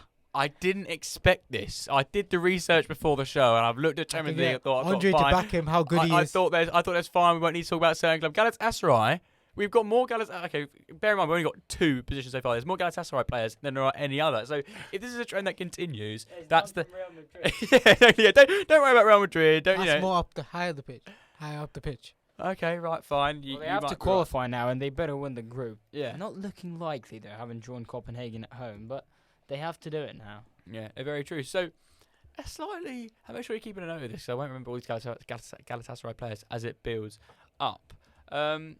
Mike, who were you going to say is the other left back you were going to suggest? Oh, DiMarco from Inter Milan. Of course. Absolutely incredible. Scored the winner, actually, on the weekend. As Inter made it 5 from 5 in Serie A, currently top of the table there. But what a season he's had last campaign. And I mean, he was the closest to scoring. He would have equalised in Istanbul had Lukaku not went in goal for Manchester City. Oh, that was just... Oh, God. Really, really exciting player for Inter Milan. And surely he deserved an honourable mention. I was surprised no one went for him as well. But, yeah, I'm glad we mentioned him. And he would have made my team had Hernandez not existed as a football player. Yeah. I mean, and we should have mentioned as well, Inter Milan, a really, really strong start to the season so far. Again, 6 games in, 5 wins and 1 draw, unbeaten as well, and the win in the Milan derby. So a very enjoyable start to the season at the San Siro for Inter Milan. I've got to say, a slight tangent here, I toured the San Siro in April, and the AC Milan dressing room's a lot nicer than the Inter one. So the Inter one is I don't know if any of you have been to the San Siro. Mike, I'm sort of looking at you. I feel like you would have gone. I feel like you should go. Anyway, right, so you go in, you walk down the tunnel. I'll make this quick. AC Milan dressing room is, it's gorgeous. It's got the showers, got everything's sort of pristine. The Inter Milan is just not the same. There's not that same buzz around Inter there. Even then, they've got like a little museum before, and it's all based around AC Milan. So if you're ever in Milan, ask them who they support and why. It's always an interesting conversation I had to someone outside a Hard Rock Cafe. Anyway, moving on. Centre-backs. Arguably a real position you've got to get right. And we've seen, like I said, Manchester City in the past, once you go out and buy really strong centre-backs, you can either do what Pep does and push them into midfield and make them ball-playing centre midfielders like John Stones, or you can bring in certain rocks at the back. So we're going to go into the middle. I'm going to go with Andre first. I'm going to work our way around Leny, me, and then Mikey last. So, Andre, who is your first centre-half and why? It's definitely going to be Ronald Araujo. No. Okay, right. My players keep on getting taken. Well, this is your rule. You were the one who wanted to My bring this in, rule. Lenny. So you're I'll facing follow. right. Talk me through him. Where's he at the moment, and why have you chosen him? I mean, he's still injured right now. He's getting close to recovery, but last season for Barcelona, I mean, this man was unbelievable. Yeah, exactly. Yeah. There's 2 people that I'd say are the reason Barca only conceded 20 goals in La Liga last year, And and that's definitely Ter Stegen and Araujo. Araujo is a monster in that back line. For me, he's a top 3 center back in the world when he's healthy. In the world. Okay, no, but like I said, this is our dream world. So he's back fighting fit. He's playing the full 90 minutes for you. Definitely can't convince you to bring him to Stegen to 11, or is... No, Muslera stays. Muslera is still your number 1. I love that. I'm really enjoying this sort of Galatasaray bond going over there. Right, Leny, another squill coming from your side. Your face still not looking the happiest. So, your player's gone. Who's your other centre-back? I need a man. I'm gonna throw the Man City play out early. Don't do it. Don't do it. I'm starting to see who you're thinking. Go on. I might as well just take the big one, Ruben Diaz. But I was gonna originally it was originally John Stones, but I don't know why I put him there. But Extract Ruben Diaz. I'll put Ruben Diaz there. quick scouting. I need a good to the defense, best team in the world. And I'm not gonna. I don't. Lenny just completed a quick scout for the Ballon d'Or list. Look Look for those 30 odd. Ruben Diaz, probably one of the best centre backs right now in the world, and he's my centre back for the team today. I thought, Lenny, we'd struck a bond and we're friends, but I clearly see that bond is Hey, you offer me a nice transfer. yeah. Trade deal. Yeah, very true. And Ruben Diaz, I think, a real leader for Manchester City as well. And I think they go on to win it again this year. He will be one of the reasons as to why they do a fantastic centre half. And I think it's centre half we'll remember for the ages. When we talk about these conversations with Rio Ferdinand and Nemanja Vidic over times, I think we're now going to be talking about the likes of Ruben Diaz as well, and that really sort of trademark centre-back. Just to buy myself a little bit of time, I'm going to go with my other centre-half I've chosen. And I've gone for David Alaba, who actually plays a centre-half for Real Madrid.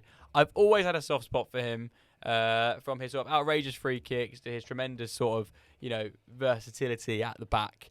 So I know he used to play on the left-hand side. So I'm covering myself as well. So if Alphonso Davies gets the injury, we'll shift Alaba across and I'll purchase Diaz back from Leny FC. So David Alaba is who's playing for me. Again, another leader on the pitch. A team stacked full of leaders and stacked full of talent.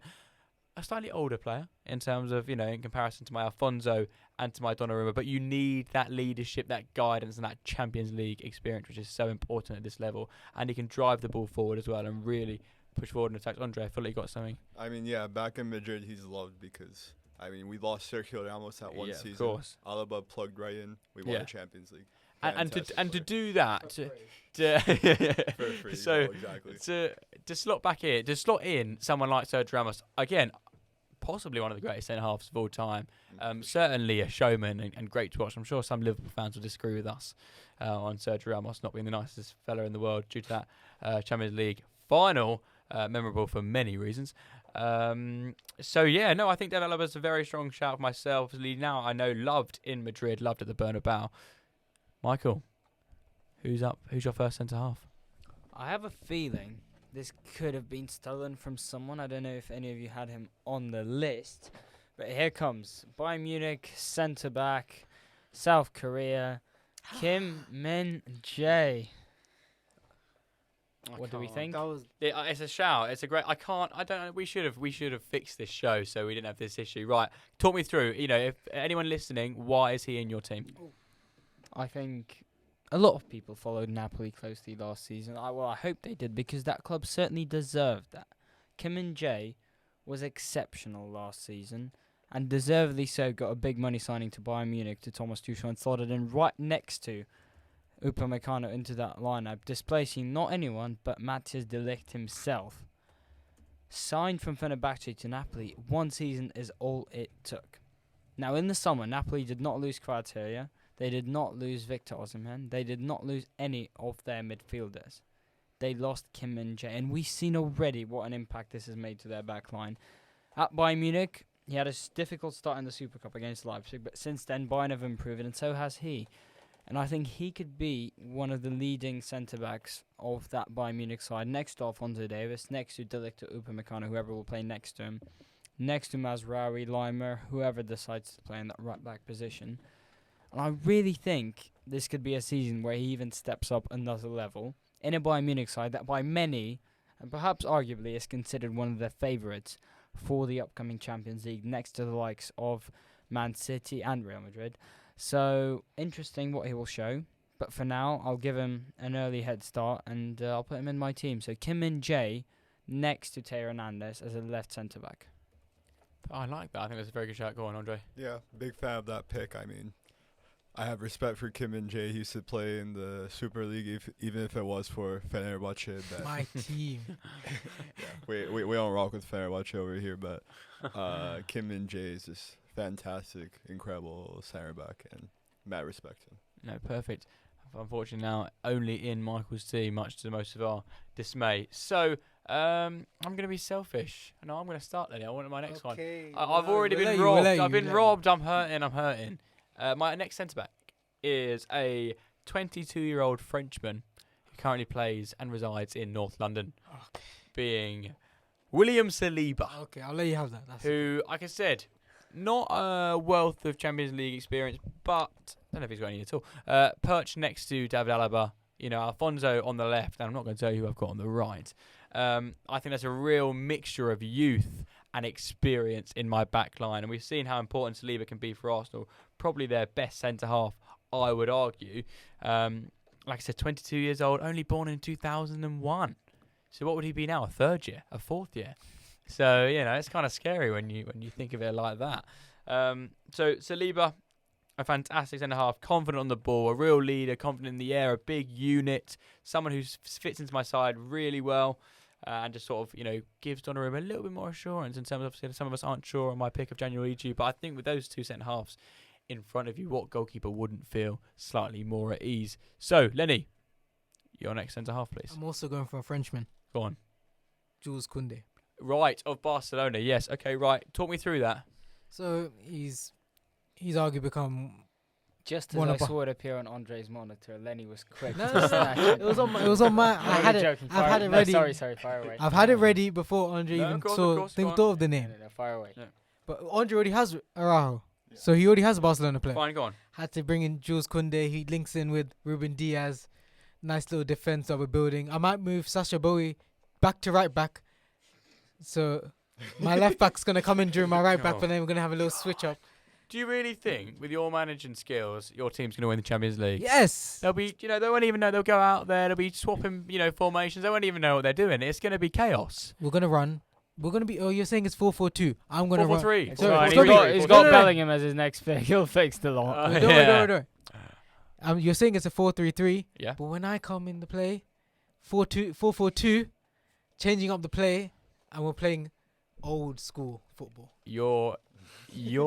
I'll tell you this now. Leny FC, not even getting a point in the group, mate. Nah, we'll Crashing make it. straight out of this Champions League, and I look forward to it. Right, moving on before we fall out, Leny. I feel us, heated debates are only moments away. Andre, your next centre back, please. I'm gonna go with an old Real Madrid legend here, Rafael Varane. Okay. Big fan of him. He was pretty solid for United last year before the injury, of course. Yeah. He's still got good quality in him. Be a good fit on my team, yeah. Again, I'm feeling, you're going to have, like I said, a great pick again, and you're building a really strong squad there. Obviously, with your captain, the Galatasaray goalkeeper, which I still can't get over. You're going to have to hire some fantastic sports staff to keep these players fit.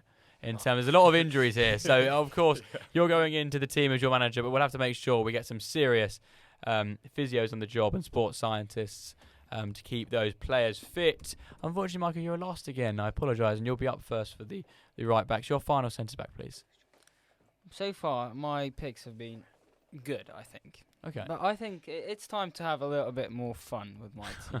It's been good names, and I'm going to throw in another good name. However, the name is country, Portugal, number of Champions Leagues, 3, 40 years of age. Oh, surely not. Group H. No. Club Porto. Pepe. I mean, who starts his 21st season in the Champions League as a starter. You said my team isn't making out the at group. Porto. I said I want to have a bit of fun. Well, that man is still going to start. Yeah. And that man still starts next to Ruben Diaz for Portugal's national football team. And a legend he is. He's just 3 Champions League to his fantastic. names.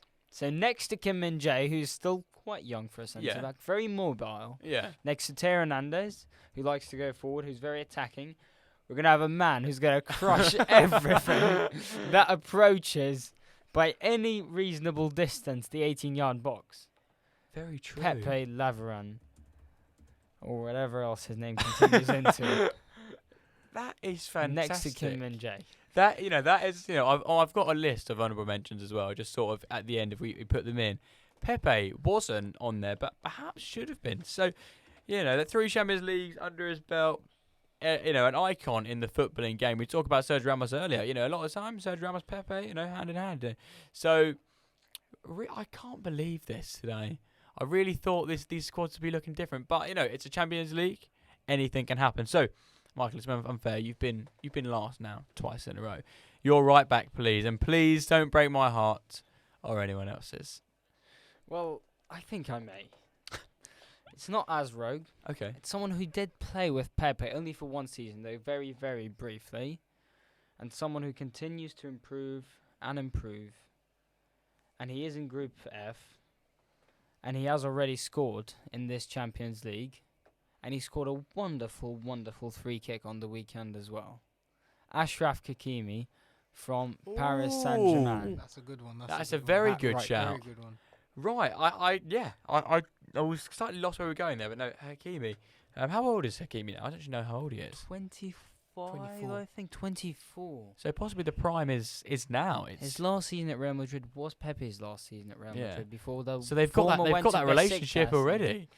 God. And Hakimi him is and 24. Teo Hernandez as well. Yeah. They all played together for Real Madrid. So you see where There's I'm a coming serious from? cohesion in that back line. None of them are still from the Real Madrid Yeah. team, but all of them, every single one of them, has played in Real Madrid, apart from Kim Min-jae. Oh well, so far he may go there, Hey, and then that might. There's loads of time. Yeah, I'm quite enjoying the thought to this, Michael. I really do think you could be not even a dark horse. I think your team might go on to win it. We shall see how your midfield goes. I'm going to jump up next.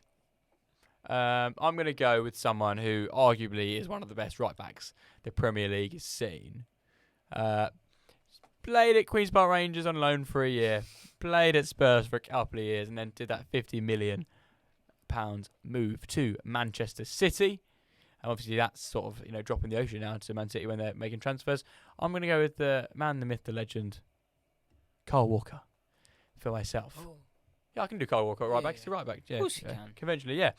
Fantastic. Well, maybe football not player. in Lenny's team. Yeah, but maybe not in definitely Lenny's team. yours. He'd be a striker for Lenny, but that's fine. That's just his. Or a goalkeeper, as we've seen Kyle Walker do before. Exactly. And we know in you're the not. Champions League. Yeah, in this exactly. competition. We know you're not afraid to change, Lenny. But Kyle Walker for me, I think is a certain shout.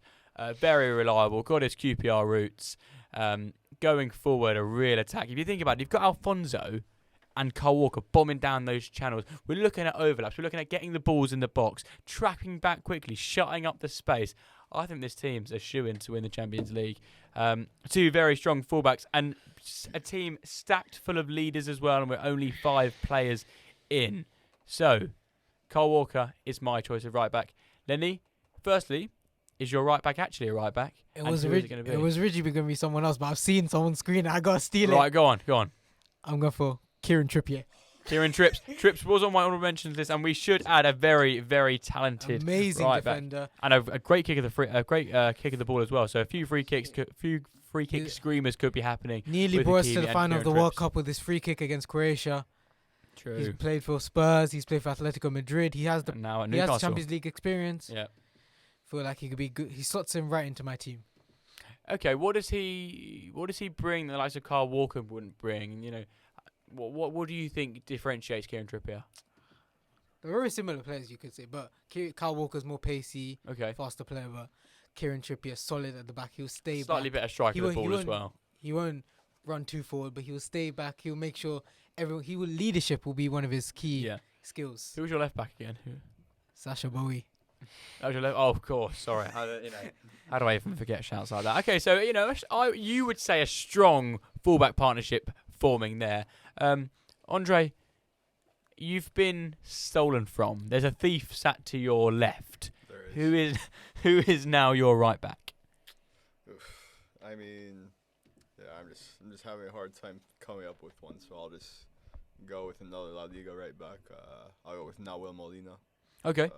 World Cup winner, blah blah. Can someone please add that blah blah to my bio as well? Like I said, it's a shout you've had to pick out very quickly, and a very talented fullback indeed. Yeah. Just remind me, who was your left back? Oh, my left back.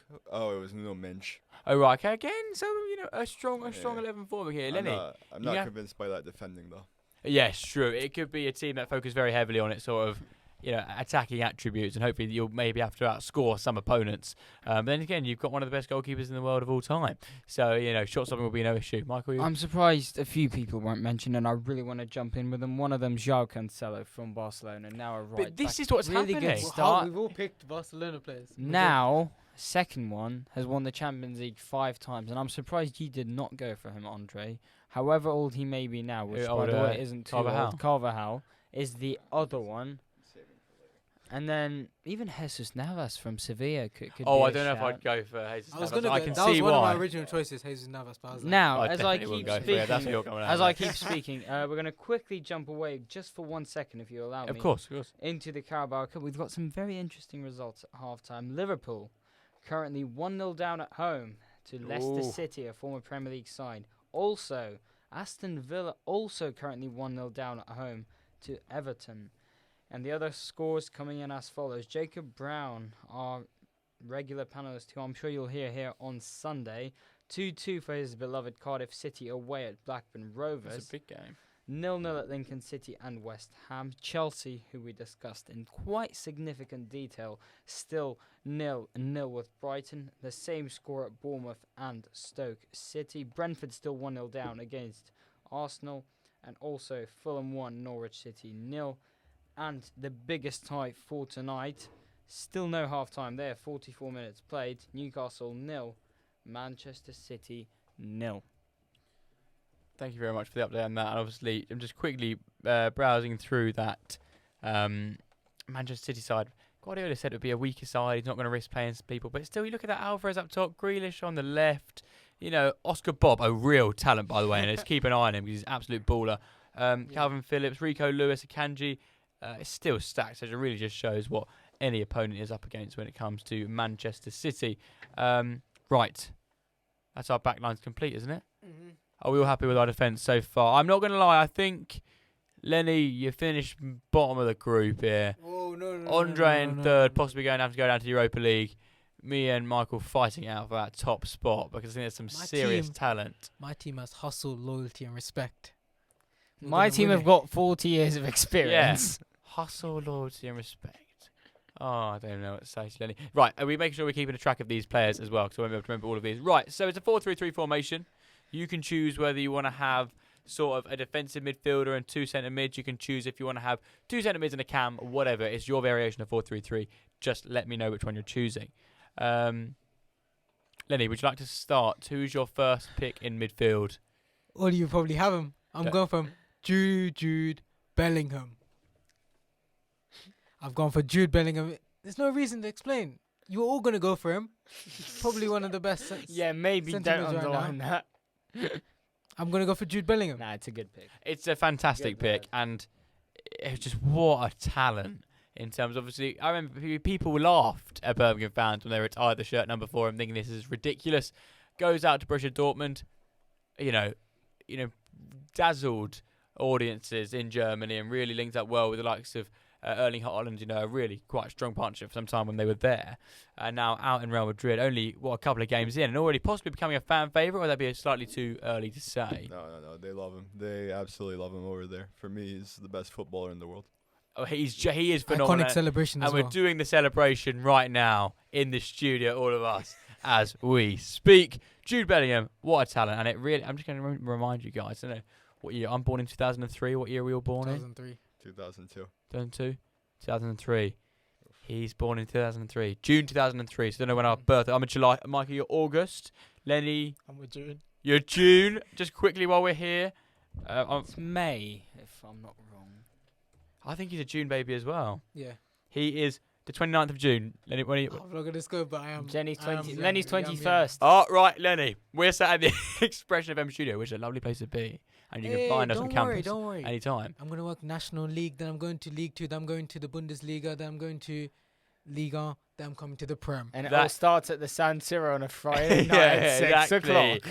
We will keep you updated with our intramural success, which I'm sure it will be as and when it starts in a couple of weeks' time. We're going to dominate the league. Join us on Friday nights at the San Siro, Expression FM Sports. Anyway, Jude Bellingham, need we say more? A real talent and really taking to Madrid, like duck to water at the moment. So, Andre, we can't take Jude Bellingham, unfortunately, due to a selfish man on your left. Who is your first midfielder? It's all right. I've got another good midfielder in mind. I'm going to go 4-3-3, the holding midfielder. And with that holding, I got Rodri. Oh. Yeah, I knew I would get some groans from that, but it's fantastic. I'm just putting myself in the team now. They've taken everyone. I can't. Why, guys? This is just... And no, we're going first for strikers. Yeah, oh God, yeah. I can best believe you boys are going to be robbed. They've my got a lot of first picks. Yeah, this exactly. My striker ain't gonna be. Oh, you're gonna pick all these big players. My striker's gonna be up top. He's Yeah, gonna be one. Leny FC, probably, striker from League 2. He's not even in the Champions League. He'll be scouting somewhere. A very good shout. Rodri, we spoke about him earlier in the show, so we won't talk about him too much now, but so important for that Manchester City side. Really ties together that defensive unit, and as we've seen, scores goals in the Champions League. Final. And quarter-final. Yeah, and what a strike it was in the final. And such a humble man. And like we said, he has that degree. Did we find out where he's got the degree from and what's it in? Right, as our head of marketing, you need to look onto that, Leny. Let's find out where he's got that degree from. Anyway, Rodri, a real great talent, and I can see why. Michael. GPT. No, it's not. Isn't. Michael, No disclaimer. who's your first pick in the midfield? Unfortunately, no Jude Bellingham, no Rodri, who are two of my midfielders already gone, so I have to do a bit of shuffling around. So were they.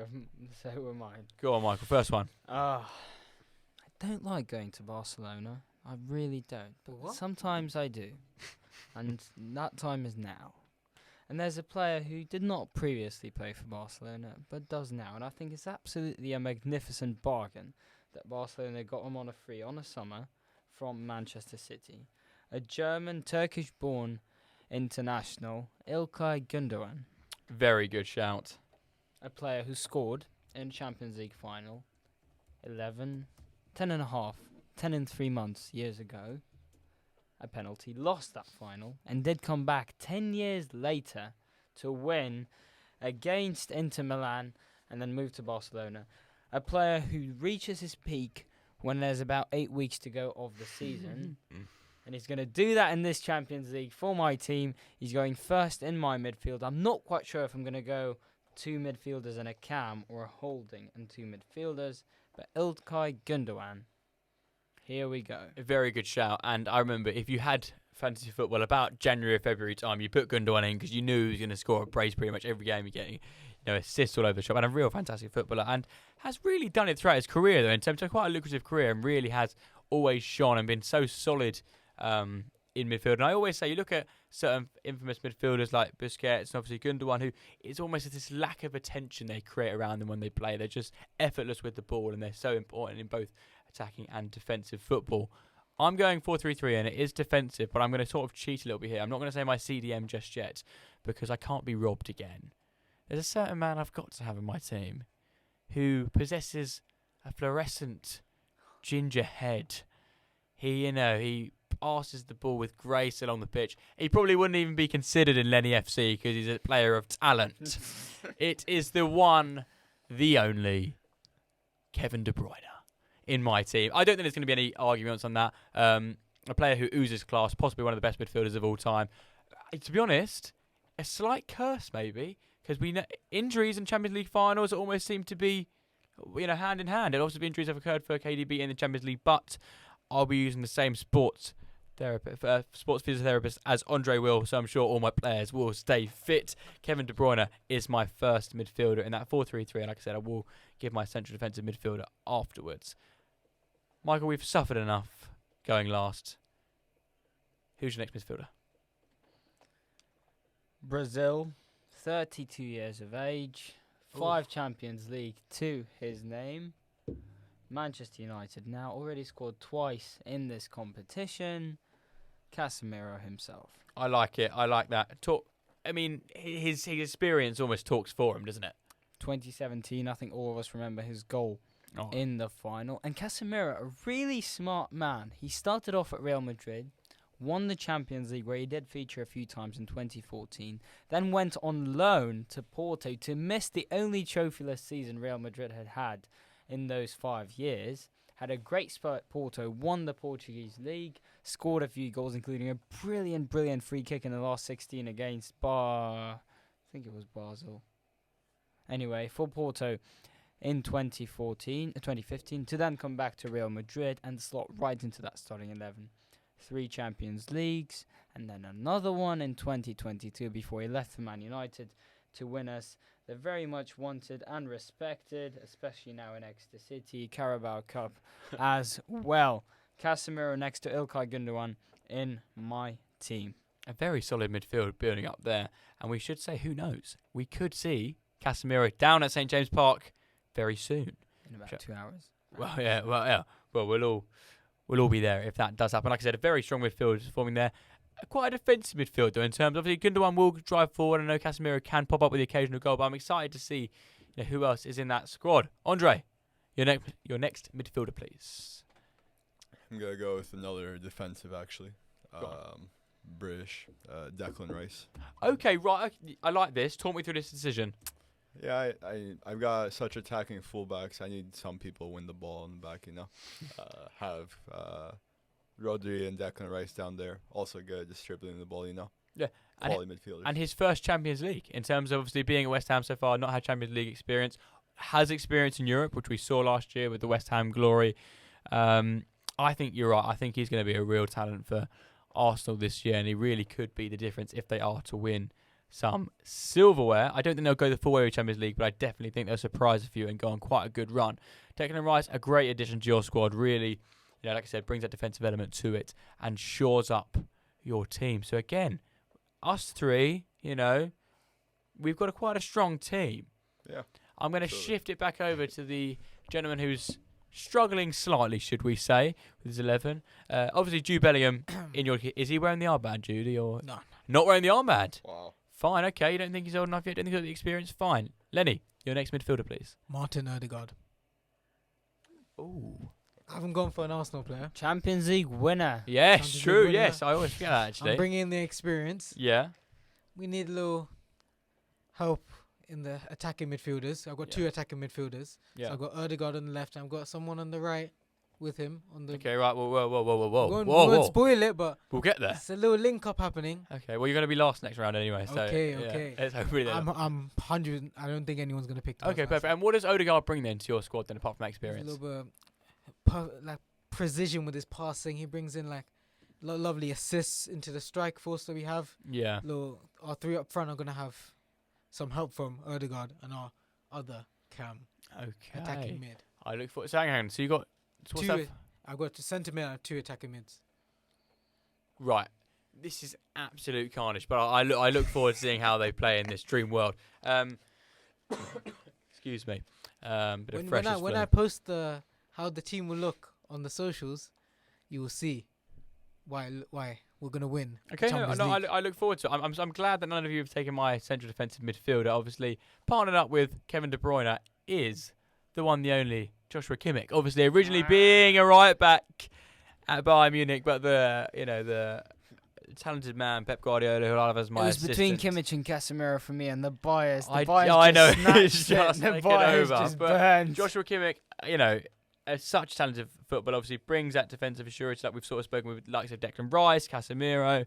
I mean, there's no defensive, insurance at all on any side. But anyway, it's about looking at what he brings to my squad. Obviously, he can always slot in at right back if needed. Obviously, if Kyle Walker was ever, if we saw any injuries, he could always slot back in. So I'd be excited to see what Joshua Kimmich brings to my squad. A very talented footballer now with experience, who gives that to the younger players in and around him. So a very strong midfield for myself so far. If I may say so myself, Kevin De Bruyne and Joshua Kimmich. It's looking very exciting at Niall O'Mara FC. So what you're calling your team? it's quite a strong name. It's up there with Leny FC. Right, fine. I'm going to go again. My Okay. final midfielder. Let me just check my phone. Oh, I know who this is. I'm staying in Germany, and I'm staying firmly in Munich. And I'm going to continue talking about someone born in 2003, who I think dazzles for Germany, shines for Germany when he plays. Could play for England, may I add. Could, but doesn't. You really think about it, a few talented players now, obviously. Haaland technically could play for England, and so could Mr. Jamal Musiala. He just really thought that a certain What? Michael from Expression So definitely knew that Germany would win that Who's- World Cup, and he who's knew your choice? the destiny was. Huh? Who's your choice? What? Who's your choice? Musiala. And who was your choice before that? What do you mean? Who did you choose before Kimmich. Musiala? And Kimmich. what teams did they both play for? Bayern. you can only pick one player, one from one team. No. What? Both of them play for Bayern. No. That's not a rule. That is a rule. We That's said that at not the a start. rule. We said that at the start. That is not a rule. You can't change the I'm rules. pretty sure we've seen that like being multiple Lenny, players. I and can multiple go through squads. every single team. Lenny, no one's chosen Lenny, to play it twice. I wasn't following that rule. You replay, reload it from the start. You say at the start, one player per team. Lenny, no. Jamal Musiala stays in my team. That's how it is. This is head of sport, Lenny. I gotta say I was following this rule too. Right. Okay. No, give me time. That's No, fine. as a person who's just been like basically creating ideas as we go. Hang on. No, No, this, no, no, no, no, no, no, no, this no. isn't going to work. This is not I'm going not to allowing work. it. I'm not allowing it. No, Lenny, you Lenny, don't. Lenny, No. Lenny, You we're got not- to choose Lenny, new player from a different team. Lenny, the committee, the two members. of Deputy committee station manager, head of sport. This is are marketing. taking I'm charge. posting this. So, yeah. Jamal Musiala as my final midfield Okay, three. well, that's how we're going with. No, perfect. I look forward to it. You know, this is why It's we just a tune massive in X on the to. screen now. This is why we tune in to normally Tuesday night sport. I'm sure we'll see lots more arguments as we go across in the year. Jamal Musiala in my squad. Andre, go on. What were you going to say? All right, I say we make an exception for Musiala. How about that? And we. No. Okay, Because okay. think about Okay, if we're strikers. doing this, one exception. No. You can't. How am I going to do the rest of my team? You can't just put. I'm not a Galatasaray merchant. I'm not a Fenerbahce merchant. How am I going to know how to bring Fenerbahce these aren't in players the- in? I'm not having Toby Alderweireld up front for Antwerp. Yeah. No, I hate this rule. I've made it so my team will have No, this no, rule. Come no, on, no, no, Follow no. the rules. If you No. listen to the show at the start, I discuss the rules. I don't say that in it. Okay, we'll listen back. I look On forward to it. VAR. Yeah, with VAR it. If you don't VAR checking information. I say the review. information at the start of the show. So now, and I've said that I can't believe this show's going all over the place. Anyway, Okay. you're allowed to have multiple players from multiple Okay, teams. fine. We'll okay, go with cool, that. Cool. Jamal Musiala Goal. sits in my goal, right? No, I meant like. Oh, I was gonna say, yeah, VAR. for VAR. Right, so that's for anyone Well, there might be a listening. goal now, You can have multiple players from multiple squads. Yes, we have multiple players. So now Fine. it's game over. Okay, that's Well, fine. as I speak, goal Okay, for right. Liverpool. Goal for Liverpool. Who scored? Cody Gakpo. And also, Jacob Brown, if he was in the studio, would have left by now, as it only took 5 minutes for Cardiff City after the break to concede twice. Oh God, you've hit 4-2. That's not what any Cardiff fan will be wanting to see at the moment. Obviously, goals going in all So over the no place. Cardiff Exeter derby that perhaps we might have thought. Could be on the cards. I've got my eye on a few. I'd like to see a Manchester side come down Everton to 2-0 up as well. Wow. So- wow. Lots of goals going in across the Carabao Cup. Right, Lenny. You can choose multiple players from multiple clubs. No more than 3. Like a fantasy football thing. Well, I'm going to go Jamal Musiala. No, you can't repeat players. You can't Nah, repeat I'm players. going to go Xavi Simmons. It's not your turn. wait, I thought you said it was my No, turn. no, I'm Yeah. just saying. I'm just reminding you of What? the rules. No, I've given away my player. It's fine. Then you Go can on, go Lenny. now. I'll pick a Yeah. striker. Yeah, your next midfielder, please. Jamal Musiala. No. I'll go for my player is Xavi Simmons. Right, why? 'Cause Xavi Simmons, he's a really good player. He'll do some skills on the pitch. Reached his prime. Lovely in the dribbler. Super Cup in the Yeah. Bundesliga. How old He's is a good Xavi player. Simmons now? He's More like than he's us. our age. More than us. A bit more. 2003, 21st of April. Older than us, Michael, but you know, and older than you as well. Obviously, Andre, you're the experience on this panel today. Xavi Simmons, fine, okay, that's your midfield complete. Just quickly remind me of your team once more. Quickly run me through that. So we've got Mike Mignon in goal. Yep. We've got Sasha Bowie. Why are we laughing at Mike Mignon? Right, come on, please. You just really took your time. It's got Sasha Bowie and a left back. We got Ruben Diaz, Jules Koundé, Trippier, Bellingham, Odegaard, and Xavi Simmons. And that is Lenny FC. I That's- don't quite see defence keep- in that if- midfield. yeah. It's very Lenny. attacking. It'll be outscorer, huh? L'équipe de foot Leny. Perfect. And they'll be based in North London, where you're from. Right, so, Andre, who's your final midfielder? All right, well, we've had this rule scenario thing. I'm not sure what's happening anymore, but I'm gonna continue with it just because I've worked so hard to be creative with this team. And my attacking Why midfield. do I see Messi? I just have men's, but whatever. Attacking midfielder. I'm gonna go Benfica for this one. We need somebody to bring up the ball. Orkun Kokcu just signed from. Okay, yeah. Just signed from Feyenoord, That's of a good course. Big fan, being part I'm part Turkish, of course, so I'm a big fan of him.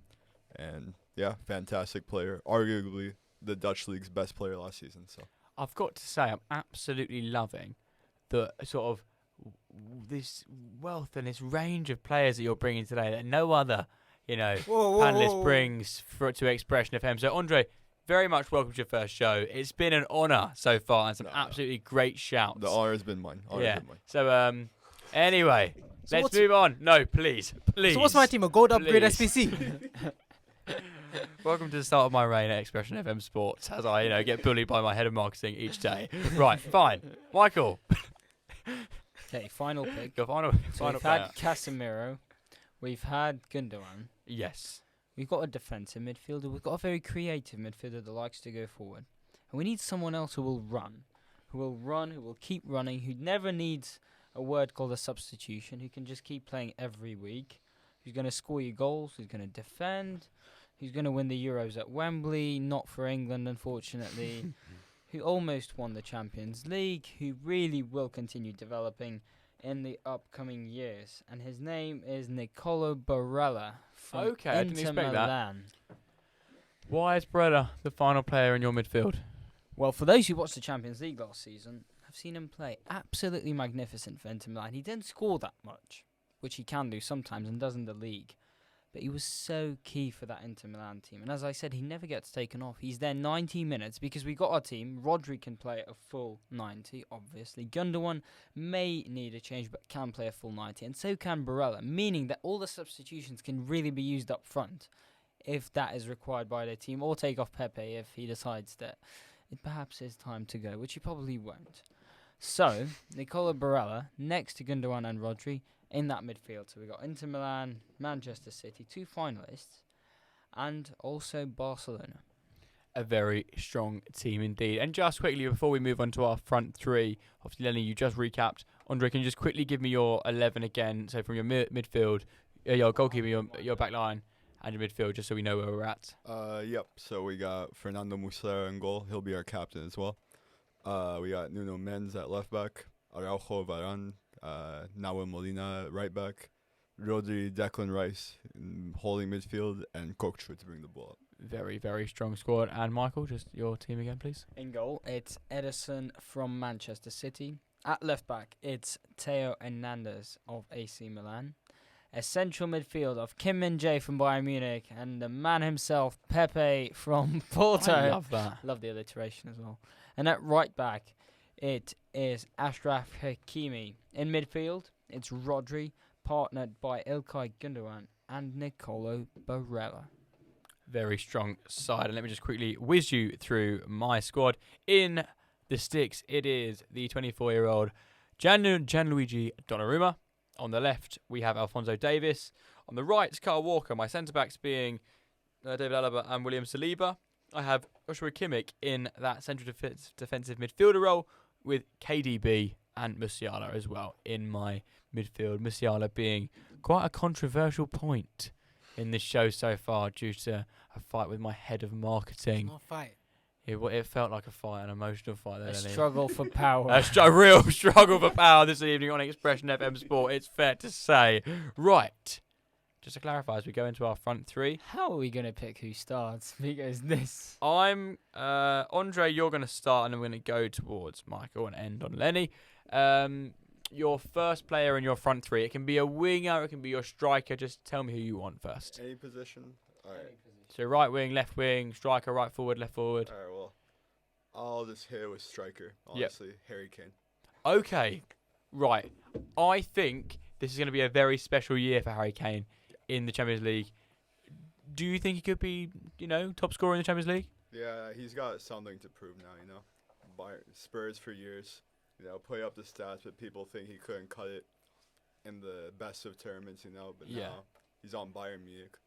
Second best team probably behind Manchester City, so he's got something to prove, Very true, and a very talented goal scorer, and he'll be looking to be able to get a trophy in his cabinet because, let's be real, it's collating dust. It's not a beautiful thing to look at when you go into, Harry's pad in North London, Leny. And that's when, you'll see not a very decorative, cabinet for him. So he deserves a Champions League would be a real prize for him and something he deserves. And if Bayern carry on this form, the link up with Alphonso Davies and obviously the wealth of talent in that squad, and it would just be nice to not have to watch Eric Choupo-Moting on a Tuesday night. And that man, how he's played such high standard of football, it gives hope to Leny to one day reach his dream. Right, Michael, your first attacking player, please. There's two players in Europe, one 24 years of age, the other 22, which seem to be challenging some players called Ronaldo and Messi, and both of them are probably going to share the stage very soon. And when talking about them, the question that lies is who is better? And that is what people contemplate for a while. And their names are Kylian Mbappe and Erling Haaland. And I'm pretty sure, Niall, you're going to get one of them. I will think so. decide which one. Exactly right. And I often in the conversation saying, who is better? And my answer is, the better player is Kylian Mbappe. See, I didn't expect that because I have a theory that Ronaldo lovers would say Haaland and Messi lovers would say Mbappe. I didn't expect that. My theory's been disproven. But anyway, carry on. Kylian Mbappe. I think a better player. Yes, perhaps hasn't proven himself too much in the Champions League because the only run, his best run, ironically, his best game in the Champions League was for Monaco in 16-17, where he scored twice against Manchester City, then scored a double away at Dortmund, and then scored again 2 against Dortmund in Monaco, and was the only player to score against Buffon in the lead-up to that Champions League final as well. He then got knocked out by Juventus, went to PSG, and the only time he reached the final was the COVID season, where unfortunately an injury did not allow him to show his best potential. He therefore did not score in any of the games of that playoff, but we know what Mbappe can get up to. And Haaland, for me, a player that so far hasn't proven himself in massive games, although that has a big separate topic which I really do not want to spark. But Kylian Mbappe makes my team, and I'm still thinking whether he's going to play as a striker or a left winger. He, luckily for me, can play at both. Even a right winger formerly at PSG. Yes. When Neymar, Cavani and Mbappe all played together. Even won the World Cup at right wing. But over to you now, and I assume I've left you just one option. I act out now, I take the ponytail out and I let the hair fall down to my shoulders. I'm going to go for a certain Norwegian, Erling Haaland, in my squad. And I think what a team I am building here. I think, in my opinion, out of the two, I think Haaland will go on to be the better player. I just think he has this arrogance about him, this strength about him, this relentlessness, this ruthless nature on and off the ball. So I think Haaland will be the player to go on and really shine on that stage, but as will Mbappe. But this is the beauty of it, as one debate ends, another one starts. And I look forward to continuing that debate in future episodes on Expression FM Sport. But it's going to be Erling Haaland as my first striker. Much as to Leny's dismay, that is my second Manchester City player. But I'm sure he's going to be a star for my squad. So Erling Haaland, I reckon, will be really pushing the likes of Mbappe and Harry Kane to get that golden boot this year. So it'll be interesting to see how that turns out in the Champions League. Mr. Leny FC. Your Leny's first. got Bellingham. It's fine. Doesn't need Very a striker. true. You're Cancelo and Lucas Vazquez now can go up top. Your first attacker, please, Leny. Thierry Henry. What? We have our very own Mika Richards in the studio coming Vinny out. Jr. Well, as we may I remember, went for Vinny Jr. when Jack Grealish asked Thierry Henry whether he could take on Carl Walker, who, Yes. by the way, is in Niall O'Mara's team, Yeah. Thierry Henry said, all day. All day. All day, he said. No, but actually, Leny. What he said? Vinny Jr. Vinicius Jr. Vinicius Right, Jr. okay. Great shout. I Talk me do through want to it. know, in the studio, just behind your desk where you're sitting now, there's 2 Real Madrid fans. And one of them is not wearing... Okay, there's 2 Real Madrid fans and 2 people wearing a Real Madrid kit. But it's not the same people. That is outrageous, Leny. Style. I thought you were a QPR I like fan. that. I'm on loan. You're on loan. It'll be interesting when we see the first QPR player go on loan to Real Madrid, but I'm sure it'll happen at some point. Anyway, right, so Vinicius Jr., again, Vinicius Jr. a very talented winger. I'm going to assume you're putting him on the left, but it'd be bold for me to assume, Lenny, with your I put one formation player and left tactics. back.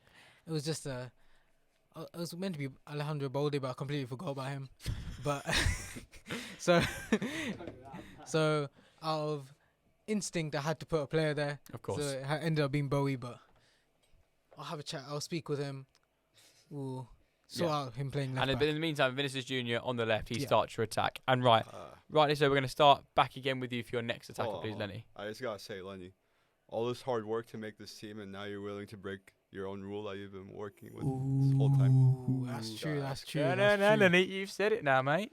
Your next attacker, please. That's what I'm taking. The Georgian from Napoli, Kavica Kvaratskhelia. Kvaratskhelia. I was going to say, I don't know how we were on pronunciation for that. This is where we need our other head of sport, Joseph Terry, who is infamous for his pronunciations on Expression FM Sports. Right.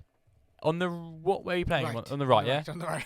Okay, you just double check that. Okay, for maybe listeners who aren't aware of his presence in the Italian league at the moment, why is he in your Champions League 11, and what will he bring to complement, and balance out that left-hand side with Vinicius? What will he bring on the right-hand He side? hasn't had the best starts.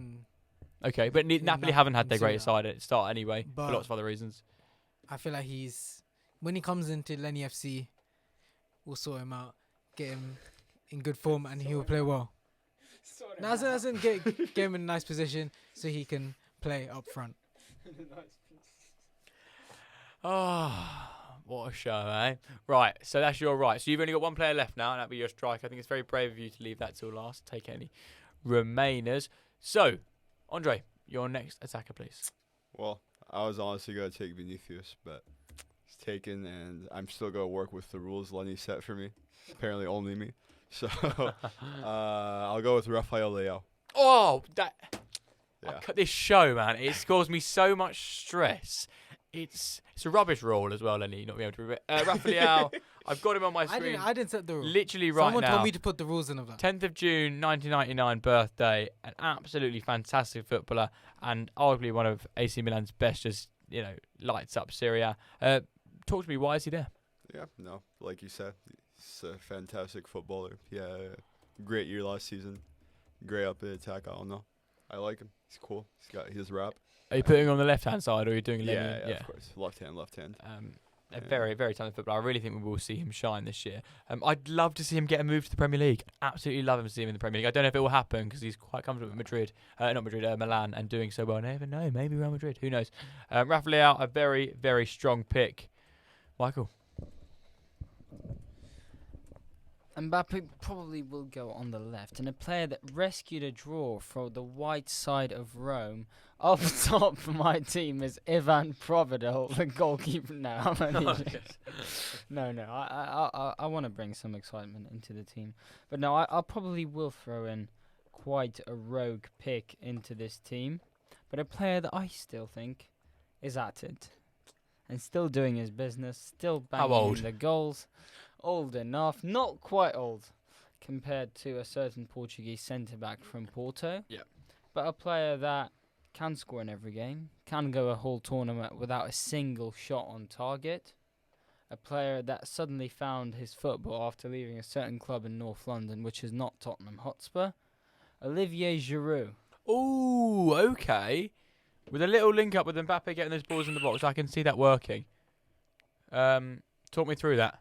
Why is he there? Last season, I think 4 goals in the Champions League for AC Milan. AC Milan. And a player that still scores. If you saw his stats for Serie A this season, I can't remember the exact numbers, but they are really, really impressive. So, Olivier Giroud partners Mbappe, who's going to start left wing for my team, maybe even at right wing, depending on what the other options will be in availability for myself. So yeah, it's going to be Mbappe and Olivier Giroud. Olivier Giroud, of course. Always think about that gorgeous goal he scored against Crystal Palace when he did that little scorpion and beat Wayne Hennessy there. So a very, a slightly rogue pick, but I can see why. And a guy who throughout his career has always scored goal after goal, and of course is that ever-present aerial threat. So I'm now going to go. Oh, no, I need to think about time. I'll put it on my left. On my right, I'm going to put Starboy himself, Mr. Bukayo Saka, who I think is going to absolutely, I think he's going to shine like he always shines. He comes across so well. Lovely guy. Me and Leny were saying the other day, it'd be great to have him in the friendship group. It would be great to have him on Expression of M. If that'll happen or not is another question. But a real gent through and through, a fantastic footballer. We've seen him play in any sort of position Arsenal need him to, and is always getting involved, whether it's in goals or it's just general link-up play for both Arsenal and for England. A real talent and someone I really enjoy watching. And we have these debates about who's best player in the Premier League and who these players we're going to be watching over the next 5, 10, 15 years.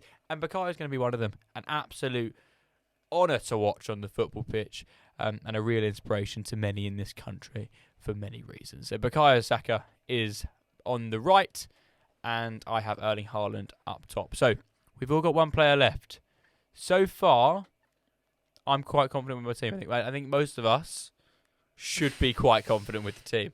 So, Andre, it's your first show at Expression FM. So I'm going to let you choose your player first. This is your last player in your 11. We're not doing subs. We can do an honorable mention, but if we do subs, we'll be here all night, and Leny will pick out, a random youth player from Copenhagen's squad. So that's a conversation I'm not ready to have on this Wednesday evening. So, Andre, your final player, please, for your dream Champions League 11 that you'll be managing and hopefully taking to the final.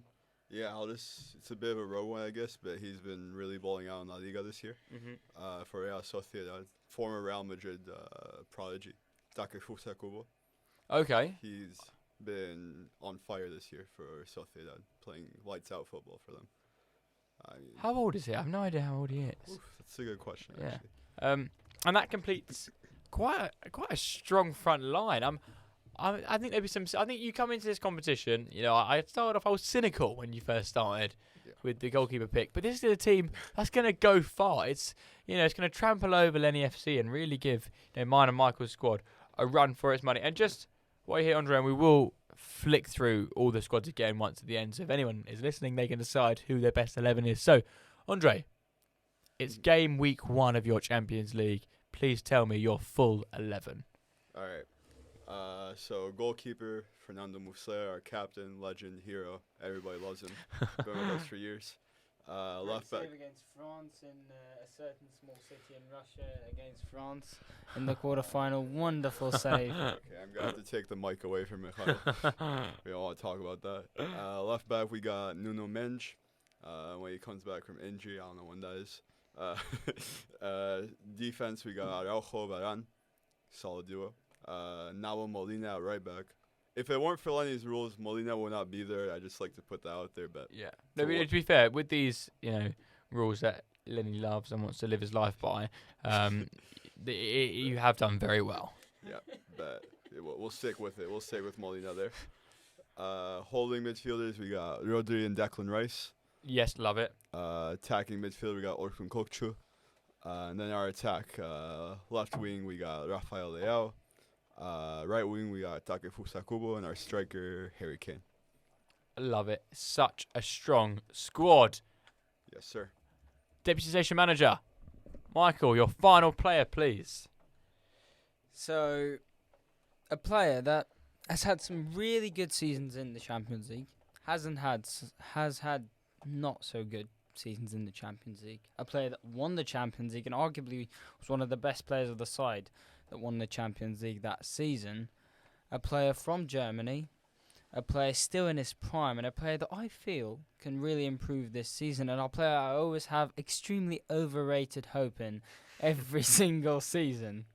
A player that a certain head of sport last year said is going to win the Golden Boot at the World Cup in Qatar to completely demolish his own reputation. Serge Gnabry. You put in Serge in there. Oh, right. I do remember your German take at the time. And I remember I think I almost embarrassedly subtly agreed with it. I thought Germany would do. I didn't think they were going to win it. I mean, you've made some very good predictions in your time, and it was a very successful year as heads of sport. Is that a prediction you possibly regret? Yes. Potentially.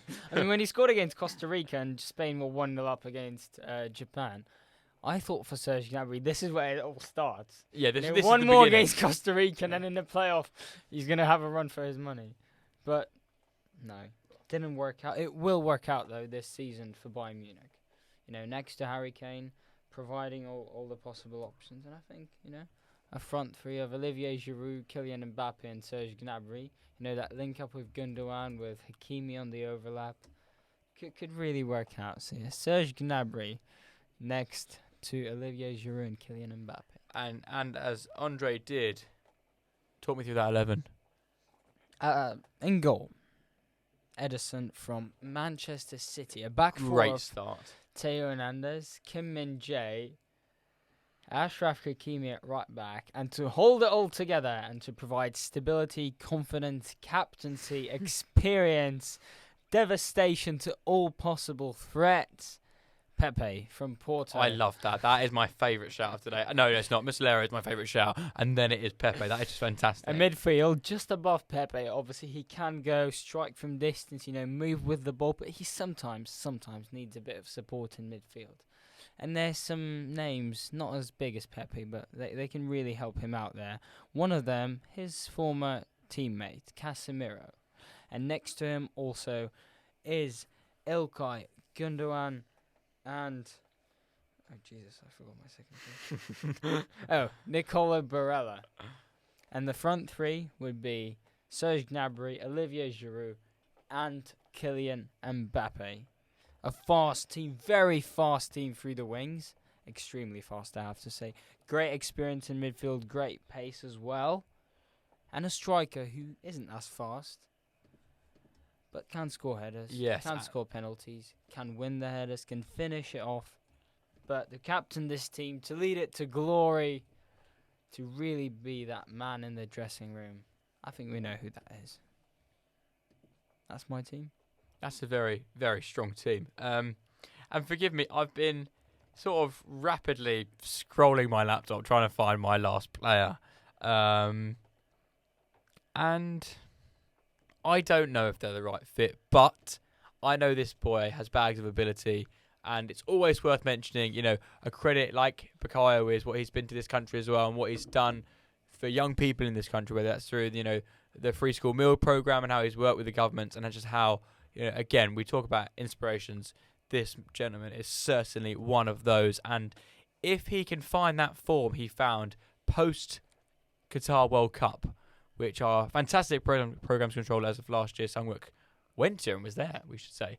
But yeah, if he can find this form again, I think he really will be a force, not only for Manchester United, but will really tear up the Champions League. And I'm thinking, a prime Mr. Marcus Rashford would sit in my squad quite well. So it wasn't someone I anticipated on choosing at the start of the show. There's been lots of curveballs thrown in during this show, like, not being able to choose certain players, if someone's repeated. So we've had to work with it. We've all sort of made very good adaptations. But Mr. Marcus Rashford comes into my squad on that left-hand side, and I'm sure it's going to be a fantastic addition. So let me run you through my team. In goal for Niall O'Mara FC, the team to win the Champions League 2024 and get that first star. Are you ready? Gianluigi Donnarumma. At left back, Alphonso Davies. Right back, Kyle Walker. In the middle, we have David Alaba and William Saliba. Not quite Pepe, but... Not quite Pepe, but still fantastic players. And then I have in my central defensive midfield, I have the wonderful Joshua Kimmich, partnered with Kevin De Bruyne and Jamal Musiala, arguably talking point of this show. Let's get a clip of that on the Instagram, Leny. That's what we need, a real argument there to bring the views in. And, of course, up top, Erling Haaland leading that line, who's going to go on to win this Golden Boot, I'm sure. And then I have Bukayo Saka on the right and Marcus Rashford on the left. Quite a strong side, if I do say so myself. So, do you feel... And I'm looking at my list, to be fair, a lot of these players have been said. Is there any players that come to mind who you think haven't been said and have been left out, or do you think we've said everyone today? No, there's players. One that I already kind of regret not putting into my team, Bernardo Silva. Oh, sorry, Leny. That's what I mean, my team's been Sorry, have I not given you your last player? disregarded, disrespected. Did I not give you the last We're the player? underdogs in this competition. Oh, I really thought you I didn't said even it. I didn't even get to say my striker. Oh, God, no, sorry. We were getting ahead of ourselves. Sorry. Leny, you've been a star of this show. I can't believe I've forgotten this team. Your last player. So please tell We're me going your... through our trials and tribulations. We've been disrespected. I'm bringing Randall Colomwani up front. Last season he got 15 goals, 11 assists. He's going to be up front next to Vinicius Junior and Kvaratskhelia. All that research almost got neglected. The only thing I can't quite see a right winger in there. Kvaratskhelia? Right winger. Mavhadiku. Right, okay, but that's your last pick. I Tell like us why. I like it. Though. So 15 goals. What's he going to bring to your squad? He's bring goals. He's going to bring pace, power, strength. He's got everything that we need up front. Unless Martinez is in goal, which he isn't. For Exactly. So, Leny, forgive me for moving on too quickly. Can you please run us through Leny FC, North London, born and bred? Tell us your Champions League 11 that you think might be able to get out the group if it's lucky on its day. Leny, take it away. Confused. I didn't realize Kvaratskhelia was a left winger, not a right winger. But You're not shy of a formation change. The ball knowledge was not there for me. But not just that. As we've seen, Pep in the past, he's adapted players. He's moved players around who perhaps aren't fitted to these positions originally. Remember, Kimmich was a right back. So if you said that, no. Oh, God, what? Colin Marnie can play right wing. I just realized he can play right mid. He's played right mid before. You have a striker there. Kvaratskhelia can play centre forward. We're going to go with it. I can't bear another argument with him. We'll take this, Leny, please. I'm checking right here. No, it's fine. No. It says Kvaratskhelia can play centre forward. Leny, tell me your 11, and just for the sake of anyone listening, please tell us what position they're playing, just so we're aware. Mike Mignon at goalkeeper. Sasha Sure? Bowie at left back. Ruben Diaz at centre back. Jules Koundé at centre back. Trippier at right back. Bellingham centre mid. Odegaard, Cam. Xavi Simons attacking mid. They're both attacking mid, sorry. Vinicius Junior left wing. Colin Marnie right wing. And Kvaratskhelia centre forward. Remind me, when we start intramural football on Friday nights, to not let you manage or organise any formations. As I'm sure your presence on the pitch. I'm sure you love playing up top. Oh, yeah, exactly. Or Yeah. in goal. Reece, Yeah, exactly. You can go anywhere with Leny in charge. So anyway, like I said, before I rudely cut you off and almost cut you out there, Leny, is there anyone we think, Mikey, were you going to say someone we've left out? Any honourable mentions? There's a few names. I think Bernardo Silva and Grealish from Man City Yes, really of went course. under the radar. Also, Leroy Sané could have had a chance, perhaps in this lineup. Moving down, and in Group B, there's a team which really had a star player, an iconic player for the Champions League return, who I really, really regret not putting next to Pepe in my back line to make the most historic, experienced, mind-blowing back line possible. And that is Sergio Ramos. Of Sevilla. course. And then a few more players before I forget and give others the opportunity. Lautaro Martinez could have had a chance from Inter Milan. From Real Madrid, Luka Modric, although he perhaps isn't starting this season for everything he has done in the Champions League, including last season, also deserved an opportunity. And I think, unless I'm forgetting something incredibly important, this is my list of honourable mentions. Yeah, Lewandowski as well. Of course, yeah, Lewandowski, a real talent. I'm sure we'll be pushing as well for goals this season. Are we not? To know, and you can just say no outright, and we can close this down. Was there any ever a consideration of any Newcastle players going into any squads? Don't think they'll, defensively. Look at Botman and Byrne and Shaw. Hang on, so we had Trippier. Sorry, I had Trippier. I lied. But anyone, you never considered maybe Nick Pope in goal, or he's not quite Mussolera, or anyone else who got in the sticks? I could have brought up, honestly, Isak. I like Alexander Yes, Isak. yeah. He could have gone. I think with this team, and maybe others will disagree, I was perhaps following my own rule, which was completely self-inflicted, self-created, and that was they have to have some sort of relevant Champions League experience. True. I did not take any players with less than about 50 to 100 games in the Champions League. That was my team. In my team, everyone has had, and most of them in the team have had, actually the only player in my side not to win. No, there's a few players, but apart from Mbappe and another person, everyone has won at least one Champions League in my side. Apart from Mbappe, the irony. Well, I'm sure we'll see him get his hands on that trophy at some point. Could have been a shout for you, Leny? Your squad was screaming out for a striker. No, I'm good.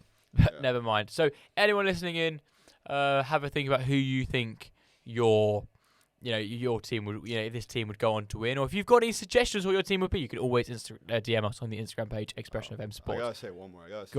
I just thought of this now, but Antoine Griezmann. Of course. I feel like he definitely deserved a spot on somebody's team, and I'm a little disappointed that I didn't put him on mine. But yeah, Antoine Griezmann, really starting to show signs of his old self. Leny, any other comments? Nothing else. I'm all good. Are you sure? Yeah. Right. Just quickly, I think we're probably going to have to cut the show short. We're not going to do the extra half an hour. I'll quickly run you through the results in the third round of the Carabao Cup. It is Aston Villa 1, Everton 2, 83 minutes in. Blackburn Rovers 5, Cardiff City 2, much to Jacob Brown's dismay. AFC Bournemouth 2, Stoke City 0. Brentford 0, Arsenal 1. Chelsea 1, Brighton 0. A very much needed win, which could instill some confidence in those Chelsea players. Fulham 2, Norwich City 1. Lincoln City 0, West Ham United 1.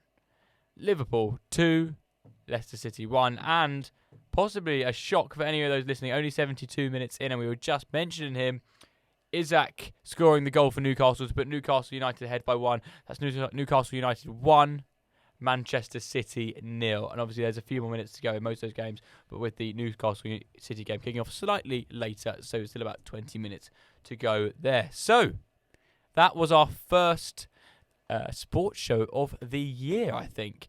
Andre, it's been an honour on your first show, and I hope to see you back at many more shows. Back to the Tuesday show, so if anyone has any sort of Wednesday night arrangements, which I'm sure some may do on a certain Wednesday night, end up in a certain establishment, I shall see you there. It's been an absolute honour. Leny, my head of marketing, thank you very much. Once again, thank you to Tom, who's gone now. Been brilliant. And obviously Michael, Deputy Station Manager, always bringing the wisdom, always bringing that knowledge. And thank you very much for the technical support this evening. You were listening to Expression of M Sports. I'm your head of sport, Niall O'Mara. It's been an honour, and we shall see you again soon.